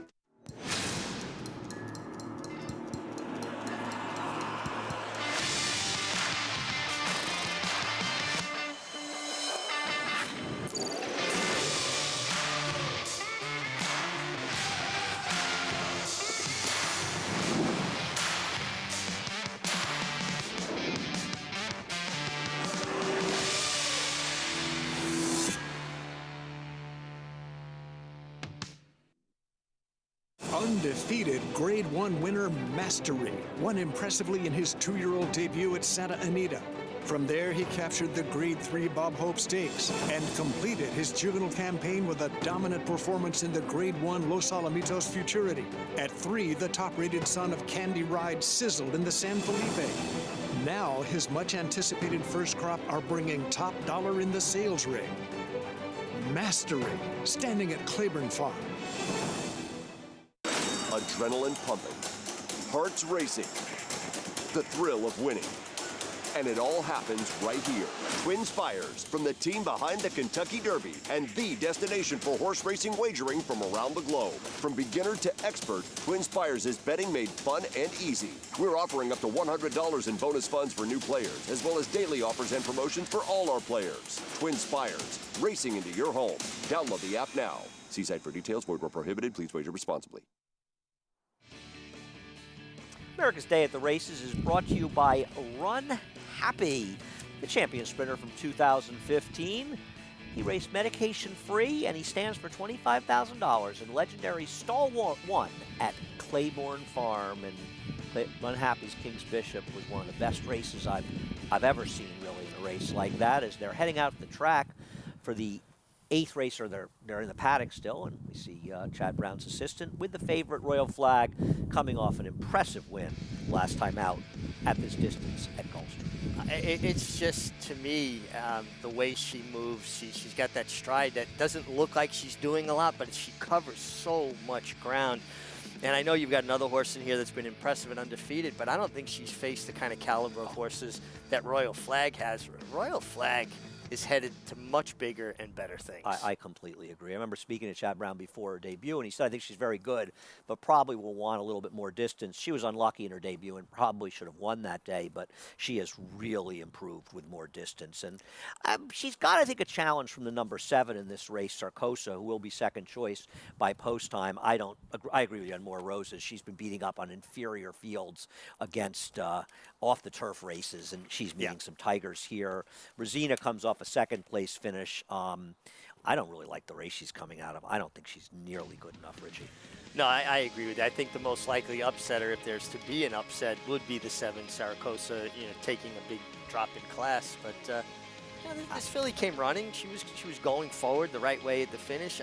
I kind of, like you, question the overall depth of this field. Well, I look at the winner of the race, and in her Beyer figures, that figure that she got, the 80, what was it, like an 82 or something? Yeah. It's just significantly higher than any of her prior 3 or subsequent 2 races. The one part of an entry is cash out Julian Leparoux riding for Rusty Arnold. Changing surfaces, goes back to the dirt. Other half of the entry, sorry, Richie, the 1A right. final cut. Victoria Oliver trains this one for Rafael Bejarano. Yeah, and she just looks like she'd have to get faster. The heavy favorite, 1-2 right now in the 2 Royal Flag. Chad Brown, Javier Castellano. This is a filly that's destined for stakes races, and really, she's supposed to win this race. I agree. The number 3, Sarah C., and I think you will see her in stakes after a race like this. We're looking her on the track. The number 3, Sarah C., Wayne Lucas, and John Velasquez. I think probably your most likely pace setter coming out of sprints. I think she's going to have a lot of speed. The favorite can't really be compromised. That's another thing, a feather in her cap. The 4 Roses looking to extend her undefeated streak. She's been impressive at short prices. The competition is much deeper. Yeah, this is a much different caliber of horse she's facing today in this field, and I think she's the one who will probably be chasing Sarah C. The number 5, Rosina. We just took a look at her last race, finishing second for trainer Brad Cox and Florent Giroux. Yeah, I mean, she ran well last time. I think this is a much tougher race. The 6, a long shot, Calf Moon Bay, Jerry Hollendorfer and Tyler Bays. Yeah, this filly was, eased twice. It says she's fractious, didn't run so well last time. She would surprise me. The 7, Saracosa, has really stepped up her game recently against some top company for Cipriano Contreras and Martin Garcia. Well, she's a deep closer that's been catching races, tough races, graded races, grade 1 and a grade 2 that had a lot of pace. She's going to need some pace help up front to catch Royal Flag. Yes, she is. But she's in good form. The 8 Indy Union. This is a little interesting horse. If you're looking for a bomb to get in your Tri or Super, she's got some back races as she changes barns to David Fawkes with Miguel Mena. I'm sorry, Jamel Gaina. Yeah, this is a filly that's kind of a relentless, a big galloper. I think she's a little better suited to one-turn races like those long races at Belmont. All right, we rounded out with Subayako going out for Ron Maquette and Joe Talamo. Want to let people know that Twin Spires has a $100 new player bonus today. All you have to do to sign up is head to either twinspires.com or download the Twin Spires app. Opt in and use the promo code GET100 to start your $100 new player bonus right now. Jonathan, let's hear more from Jonathan Kinchin on today's 9th race. Yeah, I'm sure everyone's excited for me to tell you all the reasons why a 1-2 shot's going to win in Royal Flag. But look, I really do think that she's the most likely winner of this race. There's a lot of trainers you would question if the horse is going to be fit off of the short layoff or it's actually a pretty significant layoff. Chad Brown's not one of those guys that I have that concern with. When Chad brings one over, they're ready to run, and he's been winning his fair shake of races here at Churchill. I think she's going to fit. I want to talk more about who I think is probably everyone's alternative, the 7 Sarcosa. She just feels to me like kind of one of those horses that hasn't really been running in races trying to win them. It's almost like she's just like they thought, hey, look, we've got this filly. Let's run her in the Apple Blossom. Let's see if we can get some black type on her, which is getting her graded stakes place, which really increases her value as a broodmare. And so a lot of times connections will just take back, make one run in a race, not try to win the race, but just try to hit the board, run third or second, and there's a huge boost in her value. I just think she's a little bit dressed up off of those performances. She got a huge pace to run at with Cece. She closed on a sloppy racetrack into a loose Serengeti Empress, so I can kind of mentally toss that race. Look, can she win? Sure, absolutely. But I even think the 6-1 is a little bit short on her, considering she's going to have to deal with the 2 Royal Flag.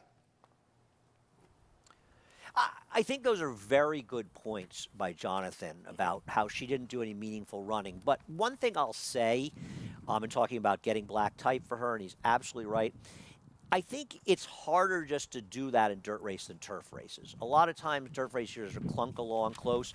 I think she did do some reasonable running in those races. I don't think she just totally clunked up. I mean, her last effort, those were some pretty good horses in front of her. But she did get very strong paces to run into She did as well.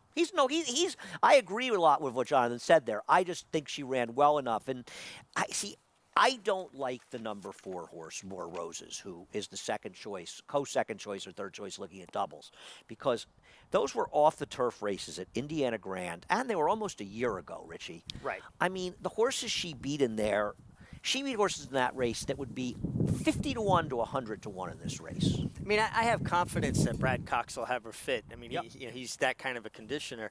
But I agree with you. I think people get overwhelmed with, well, she won by 5 3/4, she won by 6.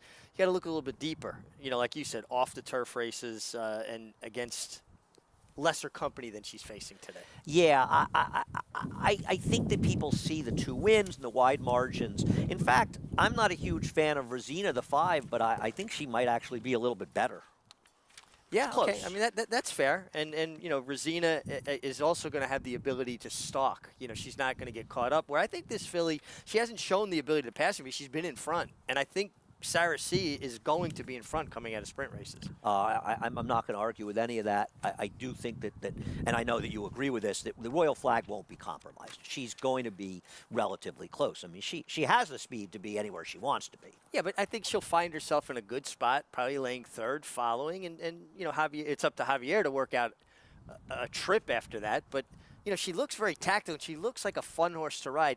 You know, some horses aren't easy to ride because they could get keen, or if you ask them, you know, then you can't take it back. She looks like she's very handy and just waits for the rider to ask her what to do. Yeah, I mean, you don't need us to tell you the merits of a 3 to 5 shot, but she's supposed to be a short price. I mean, the Chad Brown horses, they take a lot of money, and this for good reason. I mean, he's won, you know, multiple Eclipse Awards, and his horses perform. And that's the thing. His horses deliver. That's the mark of the top trainers. Their horses will deliver much, much more often than not. Well, there's a consistency to it. Race number, just to remind people, I believe race number 6, a 2-year-old race coming up 300 yards at Ruidoso. We'll be showing to you, I believe, on tape after we have the run, as the horses are, I think they're getting close to the gate. They're just a minute away from post time at Ruidoso, as well as a minute away from the post at Churchill Downs, Richie. Yeah, and talk about complete polar opposites, right? We're going a mile and a 16th on the dirt here with older fillies and mares, and now you've got 2-year-olds going 300 yards straight away. Something for everybody. That's what we're trying to do to you on America's Day at the Races. They are heading the gate at Ruidoso. I'll let you know, we will show you a replay of that race after, as the horses are heading to the gate for this this 9th race at Churchill Downs. They seem a little far away. They're farther away from the gate right now at Churchill. I'm not sure than they are at Ruidoso. Maybe if they load quickly at Ruidoso, we could show you that. I don't know what the deal is. Horses seem to be lollygagging their way. And, you know, it'll be interesting with Royal Flag because from a speed figure standpoint, Richie, she's not really far. I mean, she's really very much within range of belonging with some of the top filly and mares in the country, and it's not an easy year. There are years where it feels like there's 1 or 2 big dogs and nobody else. There's quite a few, but I think that Chad Brown's going to have to take a stand at some point and run her against some of the top dogs. Well, and you look at the speed figures of her too. Royal Flag last time a 95. Now, Irad Ortiz Jr. did ask her a little bit coming off the turn, and she opened up so quickly. When he looked around, he realized how far in front she was, and he wrapped up on her. Now, sometimes horses will still run as hard as they can. She idled. She actually eased herself up waiting on the competition. So she could have actually run faster. Right. I don't think she's a horse that you'll be shocked that when the personal ensign rolls around at Saratoga, if she in fact is a player in there, the competition is going to get significantly tougher. And listen, she has to pass the test today. I mean, they got to run the horse races. She's 3-5, but we've seen plenty of short-priced horses lose. She's got to win today. But if things go well, after she wins her non-winners of 2, Chad's going to have to find a stake race for her wherever it is. Yeah, I agree with that. And, you know, if she delivers the way I think she's going to deliver, I'm sure he's going to be looking through the stakes nominations. Ruffian we run late at Belmont. It might be closing day or weekend at Belmont. I'm a little unsure of the schedule because of the way everything's been, you know, reconfigured because of, you know, the time off and the pandemic. Let's let Travis Stone do the heavy work. Race number 9 coming up at Churchill Downs.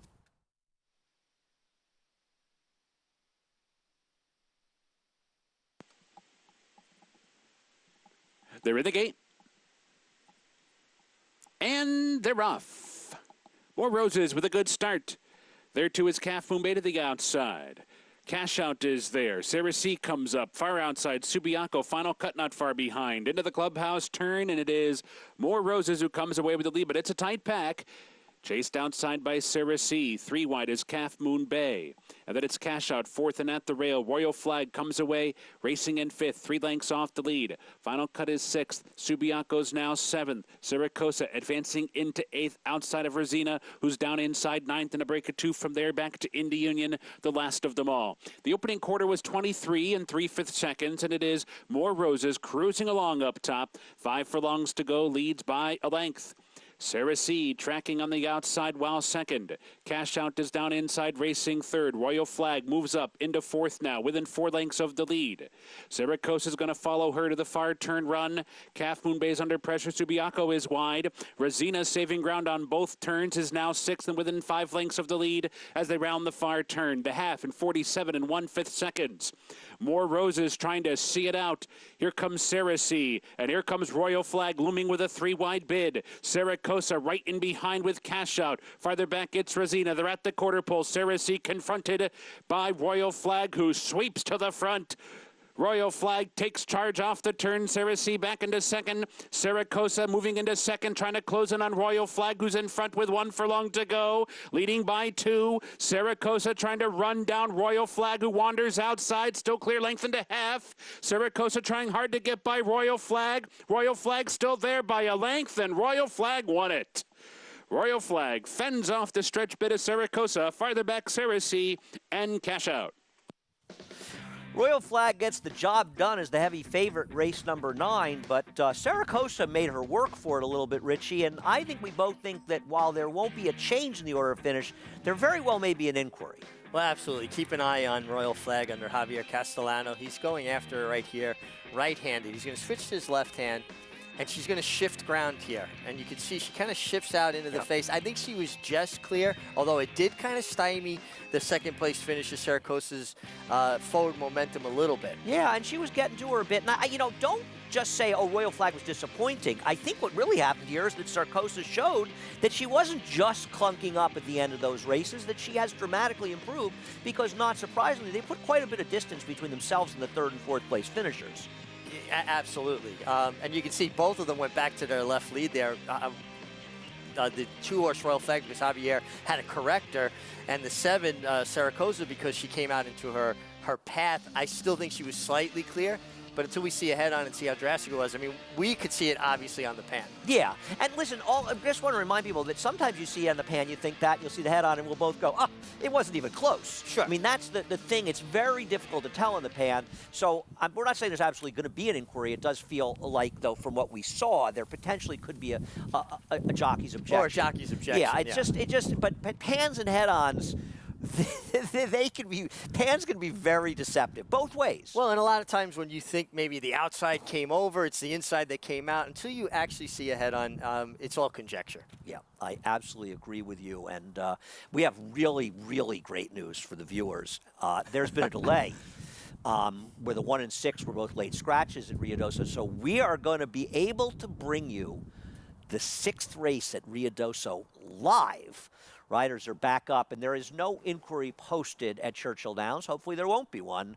The unofficial order of finish is 2-7-3-4 as we head over to Ruidoso for their 6th race. And these are 2-year-olds making their debuts, Richie, at 300 yards. And I believe these are quarter horses. Yes, these are quarter horses. The one horse actually had gotten into the gate and then turned herself over backwards. They can tend to be flighty. She was the first one in. And this is something you don't see in thoroughbred racing, Andy, a sorrel filly. That's not a color denomination that we use with thoroughbreds. Sorrel. All right. Well, you're something new you learned, huh? You are. I'm just learning new stuff that's crazy what's going on and you also, here. a quarter horse doesn't have to be 100% quarter horse. They could be half thoroughbred. Okay. Yeah. Interesting. Yeah. And what is the difference between a thoroughbred and a quarter horse? Do you know? Well, different for where they descend from, essentially? Well, yeah, different lineage, you know, certain sire lines, but also just if you look at them from a physical perspective, much thicker body, bigger boned, more short coupled, not as long and refined as a thoroughbred. All right. Interesting. Horses are now loading into the gate. Remind people that the 1 and 6 were both late scratches from race number 6. Churchill is official. No inquiry. 2-7-3-4. 320 and Royal Flag. More on that later as we head up for the call of race number 6 from Ruidoso. Track announcer Mike Dimoff.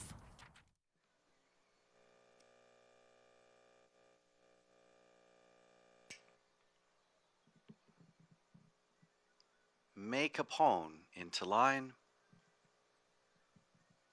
Give me some sugar.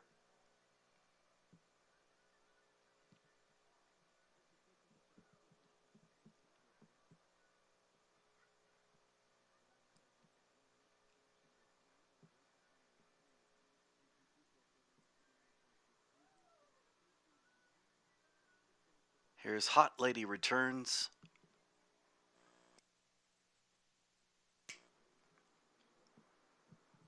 Says Grace. 1 back.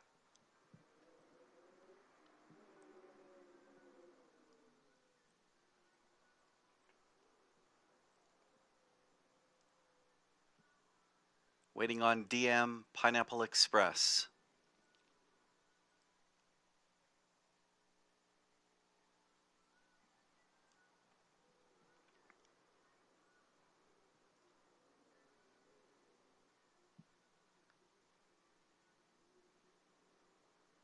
They're all set. They're off.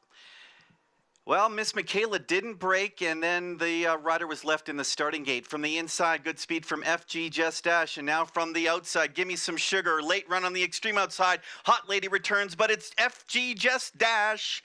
FG Just Dash and a 4-way photo for place money. Number 3, FG Just Dash gets it done. A blanket photo for second, the 6th at Ruidoso. 5 horse who was fractious in the gate wound up losing her rider at the start, and it'd be interesting to see how they handle it at Ruidoso if she's a non-starter, because she was in the, it seemingly was in the starter's hands at the time. I'm going to look to bet DM Pineapple Express stretching out. Okay. Bet $1 for me. Let me know about it. Race America's Day at the Races will continue after this break.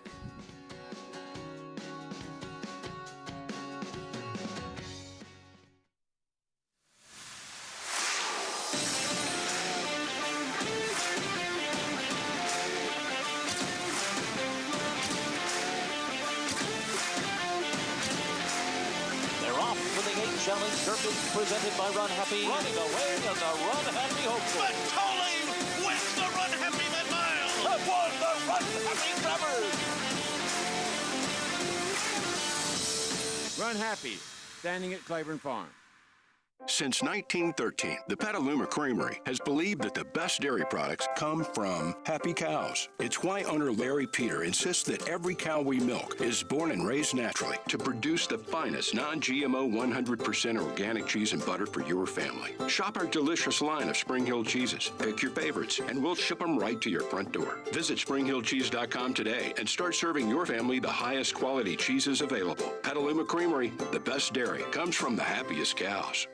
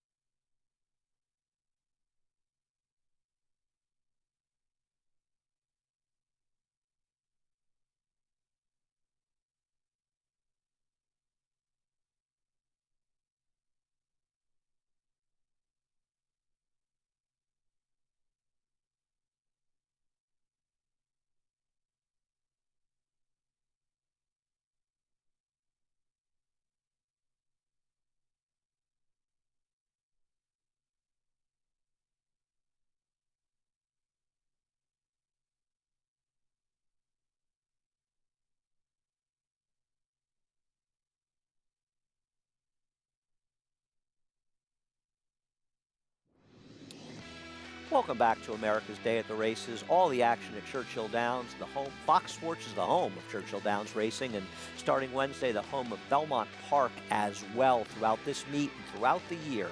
Royal Flag, Richie, the heavy favorite, she gets it done, but not without a bit of a scare towards the end. No, but I think this was a good test for her. It's something that she can use to springboard forward. She also showed even more of a dimension. She was a little further back than I thought she would be. She was taking kickback dirt. And a horse that's coming out of a Grade 1 is the horse that, made the challenge. Yeah, no, Sarkosa showed that she's an improved horse. Nice performance by both of those. $3.20 on the win, $11 exacta, $2.73 in race number 9. We close out the action in race 10 at Churchill Downs. It appears that Windoro, the number 4 right now, is favored. 1, 2, 4 were my 3 horses in here. The 13 Hillbilly Deluxe gets in with the scratch the 3 suggested.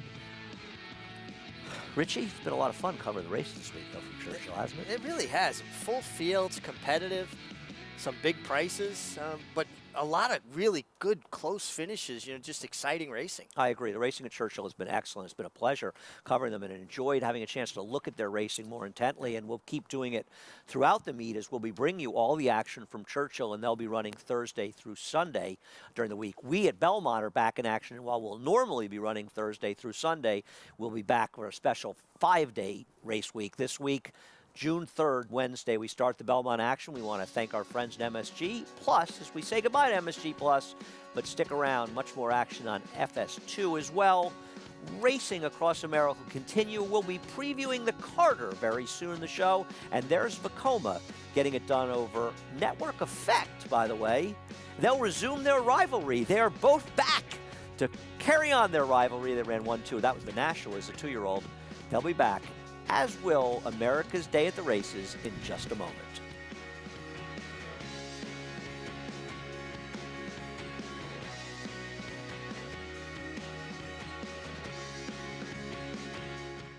Adrenaline pumping, hearts racing, the thrill of winning. And it all happens right here.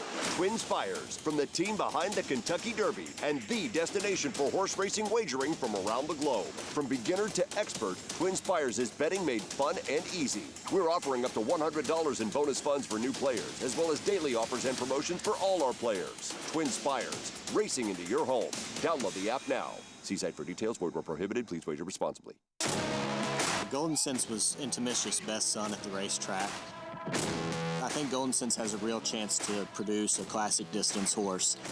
They've got a ton of heart. They're very competitive. They've got athleticism. They've got speed. The Golden Sense just have that it factor. They look like the good Intimicious. Everybody else chasing Mr. Money. By my standards, has won the New Orleans Classic. I think he's got a big future. Saturday, dual Grade 1 winner mind control races in the Grade 1 Run Happy Carter Handicap. Oh, it's very close. Number 6, Mind Control, was first. And Run Happy Travers winner Code of Honor makes his return in the Westchester. And Code of Honor and John Velasquez have won the Run Happy Travers. Tune in to America's Day at the Races, home of the biggest races and the biggest stars in the game. Check your local listings. He's always been a beautiful moving horse. Got a great attitude, real simple to be around. And he's done everything we've asked of him. He walks like he's on wheels. He takes that with him to the racetrack. And, when you breeze him, he doesn't move his legs quicker. He just extends his stride. I mean, he looks like a horse that's got speed, but he might carry it a little bit too. And that's the thing about him. He's an athlete.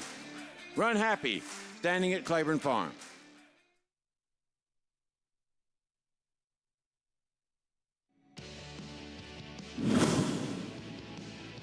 And a firm success is taken over. It's a firm success in front as they come to the 8th pole. Rusty Spur is now back second. On the outside, here's Zealous' third. Farther back, Snow Ridge had to take up. Voodoo's there on the outside, and safe Florida Sandy. They're coming down to the finish, and it is 8-year-old A Firm Success still getting it done. A Firm Success wins by a diminishing length. A Firm Success was so good, he even carried Richard Migliore to victory in the 2002 Carter. Thanks, Andy. I appreciate that. Always there for you, buddy. Actually, we worked out a really good trip, but he was such a good horse. Andy, I think, what was it 39 out of 41 starts? Triple 43. digit? Yeah, Or, yes, triple-digit buyers. Triple-digit buyers. Turf, dirt, didn't matter. He was a remarkable racer. I was really happy. I wasn't big with the celebration, but the Carter meant so much to me. Being a New Yorker, sure. The Carter is such a prestigious race, and me being a kid going to the track with my father, seeing the Carter so many times, to finally win it at my advanced age, at his advanced age, I was pretty happy. No, I agree. It's really one of my favorite races every year. I absolutely love the Carter, and we're so happy to see that it's come back. It's the Run Happy Carter, by the way, as well. And it's running that and then running the Run Happy Met Mile on July 4th as well. They're such important races, and it really feels there's going to be exceptional running. With Mind Control, Network Effect, Nicodemus, Nitrous is coming in. Nice to see him. Performer, Vacoma, Wicked Trick. See if he can get back on track. He'd have that strong 5 or 6 race winning streak. I'm so thrilled to see Vacoma back, the paddler. He's got that funny running style, but I got to tell you, he looked just terrific winning the Sir Shackleton, and he could be a top sprinter in this country this year. Yeah, I agree with you. And he does have some of that paddling action, we call it. You could see the way he moves a bit awkwardly, but it doesn't inhibit him from moving fast. No, he is really a serious horse. He won the Bluegrass despite really being better sprinting, and you have to imagine that George Weaver is thinking this and the Run Happy Carter Met Mile as well. Nicodemus is one of my favorite horses, and he was unlucky when he finished second behind Mind Control in this toboggan, taking nothing away from Mind Control. But he just never got, as you like to say, he never got that comfortable rhythm, Richie. Yeah, and it's so important. The horses use themselves officially. They don't use as much energy. But a little hard to see. Boy, remember those days? Snowy days? Vaguely.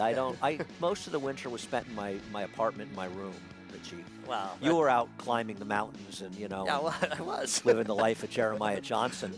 While I was, I think he's a very, very, very good horse for Linda Rice. He was compromised by a number of situations this race, but he's a horse that just shows up. And he has that big win with Mike Luzzy, I believe, in a Westchester last year. Yep. Look at Mind Control. You just can't. It's like impossible to beat him. No, well, he's a horse that just wants it. He keeps sticking his head out and doesn't want to lose. You really got to love his attitude. I don't know who to root for here. I love Nicodemus. I love Network Effect. But Performer, I am a huge Performer fan as he comes back for Shug McGay. And Shug's been pointing for this race ever since he won this Discovery. And I mean, Shug did everything right with this horse. You need the horse to get you there. Sure. Shug had a plan, and he executed for perfection. But this is something you and I have seen over the years. Shug, developing horses. They get continually better. They're racing into their 4- and 5-year-old years and continually improving. This horse is a winner from 6 furlongs to 9 furlongs, and you don't see it very often. And he's a beautiful horse. I mean, he's reminiscent. And Maggie said it yesterday. We're not trying to compare, but he has a physicality. His build is very similar to Easy Goer. Well, I'm a huge fan of Performer and just love the way he's been brought along, and it's going to be just so great to get back here and racing on Wednesday, June 3rd. Stake races every day, but that Carter, we're drawing those races on Wednesday. The Run Happy Carter, headlining a card that includes the Westchester with the return of Code of Honor, the Intercontinental with the return of Newspaper of Record, the Fort Marcy as well. It just a day of racing you absolutely can't miss, and we want to do something for our fans and our loyal customers at Naira Bets.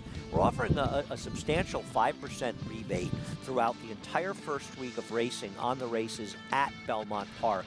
Play through Naira Bets. You can join now. You can join Wednesday morning and participate in this, but giving something back to the people that support us and show how much we appreciate your support through Naira Bets. 5% on the Naira races, the Belmont Park races throughout the week. 5 days, rebates on all of your wagers. Still have action coming up. Full field coming up of 12 and race number 10 at Churchill Downs, closing out their action for the week. Richie, Jonathan Kinchin, and myself will be right back after a quick break. Orb, winner of the Kentucky Derby and Florida Derby. His runners have scored on both dirt and turf. His recent stakes success includes Mrs. Orb, winner of the Bay Ridge Stakes at Aqueduct, Pippin Stakes victress Whoa Nelly, and Derlou, a determined runner-up in the Grade 3 La Cañada Stakes at Santa Anita, classic winner, classic pedigree, or standing at Claiborne Farm. Go from Railbird to Winner Circle. With My Racehorse, you have access to top horses and trainers, backside tours, exclusive ownership experiences, and fast payouts to your online account. With shares starting as little as $100, the Winner Circle is waiting for you.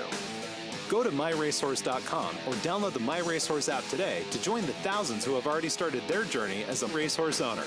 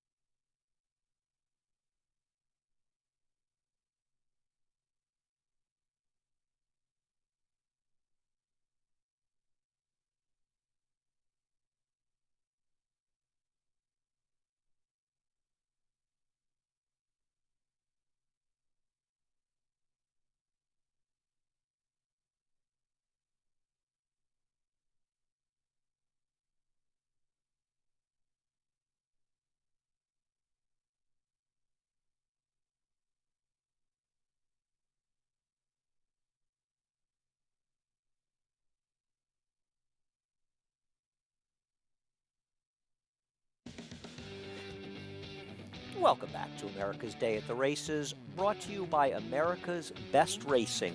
For the love of the race, visit americasbestracing.net today. Richard Migliori, Jonathan Kinchin, and myself, Andy Serling, we're at Belmont Park, but the horses, they'll be back at Belmont on Wednesday, but right now they are at Churchill Downs, and they're exiting the paddock area at Churchill Downs, heading to the racetrack for the last race today. They're going 9 furlongs, a mile and an eighth. The one, Freedom's Flight, Murat Sankal and Jose Ortiz. John Velasquez. Yeah, switch to Johnny Velasquez. A handsome horse. You know, he's got some races where he's knocking at the door. Certainly gets a good rider there. The number 2, Opus North, looking to rebound for Roger Atfield and Florent Giroux. I like this horse. Yeah, this horse has got races last year at Woodbine that make him very competitive. The comeback was a little lean.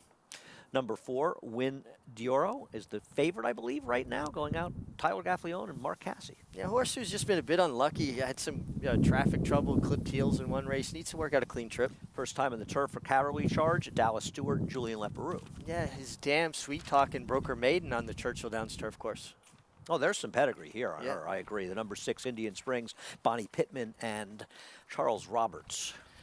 Just looks too slow. Number 7, Vasariano, Phil D'Amato, and Javier Castellano. Trying the turf for the first time, does have a sibling, View Song, that is a winner on the turf. The number 8 is, I want to say it's Enough. Sounds Enough like already. a Declatero riding for our friend Dan Pites. I haven't seen Danny in way too long. Well, there is some turf in this family. Just being a Shadwell horse, obviously the sprint, she didn't care for that too much. Well, welcome back, Cotter fans. Might be betting on Barbaroni, not Barbarini. John Ennis and James Graham. I was definitely a welcome back Cotter fan, but I won't be betting on Barbaroni. The number 10 goes out for Al Stahl. Taking some money, Reigning Spirit. This horse is a player. This horse has improvement in him. This horse got off slow, kind of had an odd chasing trip. I think this horse is going to really move up. I thought he might too. I wished I saw more from the replay. The 11, Ghost Lore, taking some money as well, goes out for Ian Wilkes and Chris Landeros. Yeah, horse that I think had good paces to run at. I'm going to have to see it. Yeah, he just hasn't been finishing. The 12, Cleveland Simpson, Now, he had a trip last time, Richie. The Magical Mystery Tour. I mean, he clipped heels. He made 4 or 5 different runs. It had all kinds of problems. Just was a little bit cheaper field than this, and getting in the A's. Potential speed, Hillbilly Deluxe, Joe Rocco and Darren Miller. And you had to think they're going to use that speed from the outside to work out some sort of a trip. Time for the Twin Spires Market Mover, where we identify the horse that's attracting the most support late in the betting. That's the one, Freedom's Flight. For more on this runner, let's head to Jonathan Kinchin. Yeah, Andy, the one is 4-1 on the board right now. I still think there's probably another click left in that one. Possibly could go off closer to 3-1 here. I laid on Freedom's Flight. I like these inside draws in turf races. I've become more comfortable doing it. I feel like horses down here, especially that have a little bit of tactical ability, are going to usually get good trips, kind of saving ground, either getting in that little pocket area and then hopefully just kind of getting a place to get out late. But I thought Freedom's Flight had made a lot of sense. Had a little bit of a trip last time. Wasn't too far back off a slow pace, but did get stopped a little bit. Was wide in that race, off of a break. And then the race 2 back, I thought the maiden race at Keeneland, I thought was really impressive. And that was going 9.5 furlongs. I felt like that the ability to go long was gonna work. The 1 and the 2 are both 4-year-olds, and I wanted to ask you guys, Andy and Richie, how do you handle the idea that these 4-year-olds are going to be a little bit more mature? I know we're 1 day away from June, but I thought those two had a little bit of an advantage against a field full of 3-year-olds. Well, from my perspective, Jonathan, I think it's a very good question. I use their past performances. And the thing is that a lot of the horses, the 4-year-olds at this point, they've had a lot more chance than the 3-year-olds. They just don't have the upside. Well, that's what I was going to say. I think there's a balance there that, they've had more chances, so they should have gotten it done by now is the conventional thinking, but they are a little bit physically more mature at this point. Yeah, I mean, I think it's I don't have a strong opinion either way, to be honest with you. I want to remind people that Twin Spires has a $100 new player bonus today. All you need to do to sign up is head to either twinspires.com or download the Twin Spires app. Opt in and use promo code GET100 to start your $100 new player bonus right now. Anyhow, we're looking at the 2 Opus North, and I want to talk about this horse, Richie. Based on his form last year as a 3-year-old, he's a major player. I looked up those races. They were legitimate efforts. He comes back at Tampa and stinks the joint up. $20,000 purse. Purse is much better here. Was it a prep race, or is this a horse that just can't run anymore? Well, I will say this. Roger Atfield is a wily old veteran trainer, Hall of Famer. He knows how to get it done. I'm certain he didn't have this horse honed to win a $20,000 purse. That's sort of my take on a horse, a big price. And Roger Atfield's horses have been running down in Florida, especially recently. The number 4, Windoro, finished third last time out. Got there, didn't seal the deal. I think the positive for him is that was his best effort so far. He did have some trouble as well, especially at the start. Yeah, but, and this is a little bit of a recurring theme with him if you go back and watch some of his other races. So he needs to kind of get off clean, so at least he gives himself a chance at a clean trip. No, you're right. It's one thing when a horse has trouble that isn't his fault, but when you have this recurring trouble, it's a problem. Yeah, because he's kind of creating his own problem, being a little bit awkward or, a little bit clumsy leaving the gate and establishing position. I agree. He did run pretty well here, though, making a nice run. Absolutely, and there's we can't say he's not going to get the hang of it, and maybe he gets away better, and he finds himself in better position. He had a lot to make up here, and it was a long, extended run because of the early trouble. Yeah, no, I agree. But, the thing is, yes, he had a trip. No question about it. But if he compromises himself at the start, it's going to happen again. And you can see him hanging towards the end. Yes. That's a result of being too wide and putting himself in bad position. No fault of Tyler's. He did the best he could under the circumstances. No, this just seems like a bit of an awkward, clumsy horse, particularly early in a race. Just had a little bit of a hard time finding his rhythm. But it was a vastly improved effort for him, coming off a little bit of a freshening, and that's a positive. Yes. Do want to let people know they're loading in the gate for the 7th at Ruidoso. We will presumably be bringing that race on tape delay unless there's another delay, but they are, at least half the field is in the gate. We'll bring that on tape delay. Anybody else, Richie, in here? I mean, the one Freedom's Flight, the knock to me is this horse has had a lot of chances. Now, has not been a short price in most of those races, so today is the day he needs to get it done. Well, I love the rider switch to Johnny Velasquez from Paco Lopez last time. He did steady near the 16th pole. I think Johnny will give him a smoother journey. You know, Paco tends to kind of run into pockets and difficult positions. Cavalry Charge got a little bit of a pedigree play there for West Point Thoroughbreds, Dallas Stewart. I like the 10-horse Reigning Spirit. I do think this horse is going to improve a lot off his first effort. Yeah, and he's taking a lot of money right now. He's going to have to improve because, you know, as somebody I know used to say, there are no trips in slow races. And I don't love the race he comes out of, but he did lose to a horse that was very impressive winning at Churchill Downs yesterday. Yes, Spanish Kingdom, the Animal Kingdom colt, who was impressive. This horse had the look of a horse to me that he was getting a race into him to get him ready for this next start.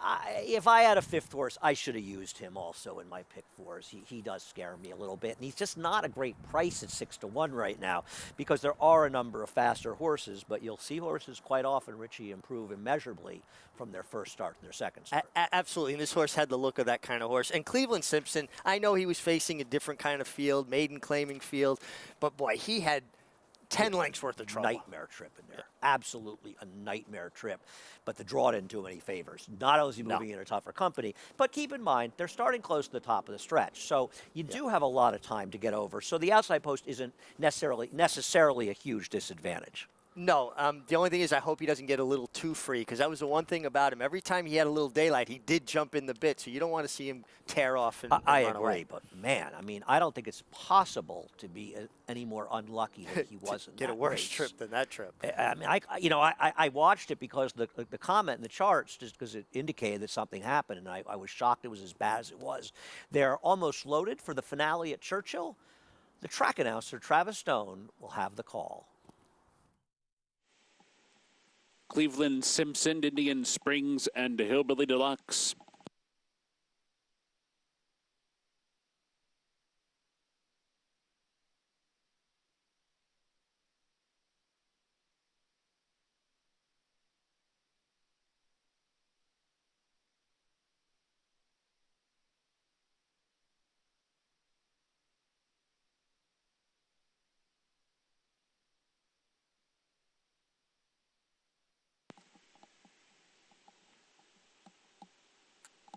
They're in the gate.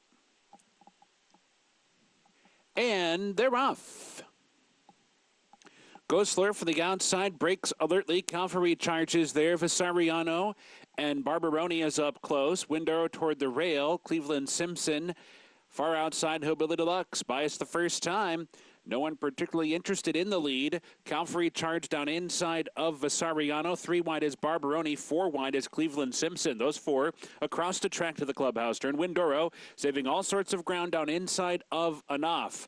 Right there too is Gosler. Gosler moves up into 6th. Floated wide is Cleveland Simpson back in 7th. Reigning Spirit comes away in 8th. And then it's Hillbilly Deluxe racing 3 or 4 wide in 9th. Indian Springs on inside 10th by 4. Freedom's Flight is at the back with Opus North, and they're about 10 lengths off the lead. The opening quarter in 23 and 3/5 seconds. Vasariano in between horses puts the white blinkers in front midway down the back stretch. Cavalry Charges keeping pace inside, and right there to their outside is Barbaroni. 3 across the track with 4 furlongs to go. A margin of 2 from there to Cleveland Simpson, who's racing 4th and wide. Windoro is tucked in behind 5th and toward the hedge. Enough is going to try and save ground for the far turn run. Hillbilly Deluxe is there the outside of Gosler. Farther back, Opus North is finding stride and is weaving through the pack. Had to steady briefly there. They come for the top of the stretch. Cavalry Charge has shaken loose to a 2-length lead off the turn. Windaro tries to cut the corner. On the outside, Cleveland Simpson has been wide throughout but is still coming. Farther out, Freedom's Flight trying to get on track late. There's 1 furlong to go, and Cavalry Charge to catch catch. 3-length lead into the final 16th. Cleveland Simpson, Freedom's Flight, Reigning Spirit in between, but Cavalry Charge is going, gone.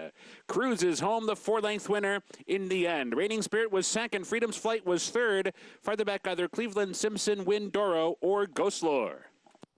Well, nobody wanted the lead, as Travis Stone noted early in the call, and Cavalry Charge, he held off the Cavalry Charge for a comfortable win, turning it around, switching to the grass. Well, his mother broke her maiden on the turf at Churchill. Now he broke his maiden. He did get a nice, soft, easy lead. And when you see Julien Leparoux on the lead, he's got horse, because he's not a rider that's looking for the lead. Yeah, no, he was aggressive at the start, and nobody else wanted to go. I don't know why the 13 was raiding out there. A terrible performance by Windoro, who broke today, got a perfect trip and backed up. Some trouble for the number 2 in there. I don't know if it really mattered. And the 1 also lost all contact, but that horse is starting to run out of chances. It couldn't even get second. Yeah, no, and the second went to Reigning Spirit, who did improve, but it's going to have to improve even more. Well, you see the start, the number 2 was bearing in and forcing the 1 in, and took them both out of the race, and then it's some trouble, and that really compromised their chances. Yeah, absolutely. This horse got a kind of an interesting way of running head out and down. You could tell midway around the turn, though, he was still kind of flicking his ears, and he got it soft on the lead, but he ran well. Got the job done. At 8-1 to close things out. Time for a break. We will come back to America's Day at the Races. Richard Migliori, Jonathan Kinchin, and Andy Serling to close out this week's action. Belmont is back in a big way, and at Naira Bets, we're celebrating opening week with a huge promotion for all members. During opening week, get a 5% rebate on your bets on Belmont Park races. That's right, 5% rebated to your Naira Bets account for wagers on every Belmont race June 3rd through the 7th, only at Naira Bets. World-class horse racing is back at Belmont, and for opening week, Naira Bets is where you'll get a 5% rebate. Available from coast to coast. It pays to play with Naira Bets. A reputation of excellence isn't built overnight. Day by day, year by year, decade after decade. For over 100 years, Claiborne's commitment to quality has led to unrivaled success. 10 Kentucky Derby winners, 6 Triple Crown winners, 17 Horses of the Year, 23 Hall of Famers, and over 300 champions. Building on the past, building for the future. Claiborne Farm. The tradition continues. It's America's original sport, and no one covers it better than americasbestracing.net. From the sport to the lifestyle, the best races, horses, and destination venues, cocktails, gambling, fashion, and more. America's Best Racing is a sport for you. Live it, love it, bet it. Racetrack Television Network brings you every race, from every track, on every screen, every day. With monthly packages starting as low as $5, RTN gives you great value and access to more live HD streaming and race replays than anyone. Visit RTN.tv today to sign up and watch on almost any device, including Roku and Amazon Fire. Use promo code TRYRTN for a 5-day free trial.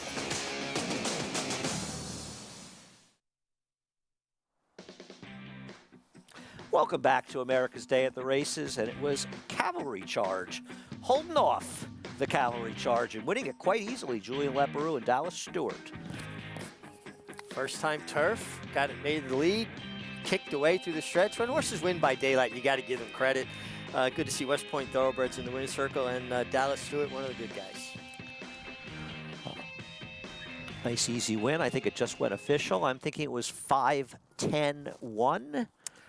5-10-1, 12 to close it out. The 12 had a nightmare. The poor 12, Cleveland Simpson. He actually, I mean, I know he got beat a few lengths, but he ran pretty well. He was wide the whole way without cover.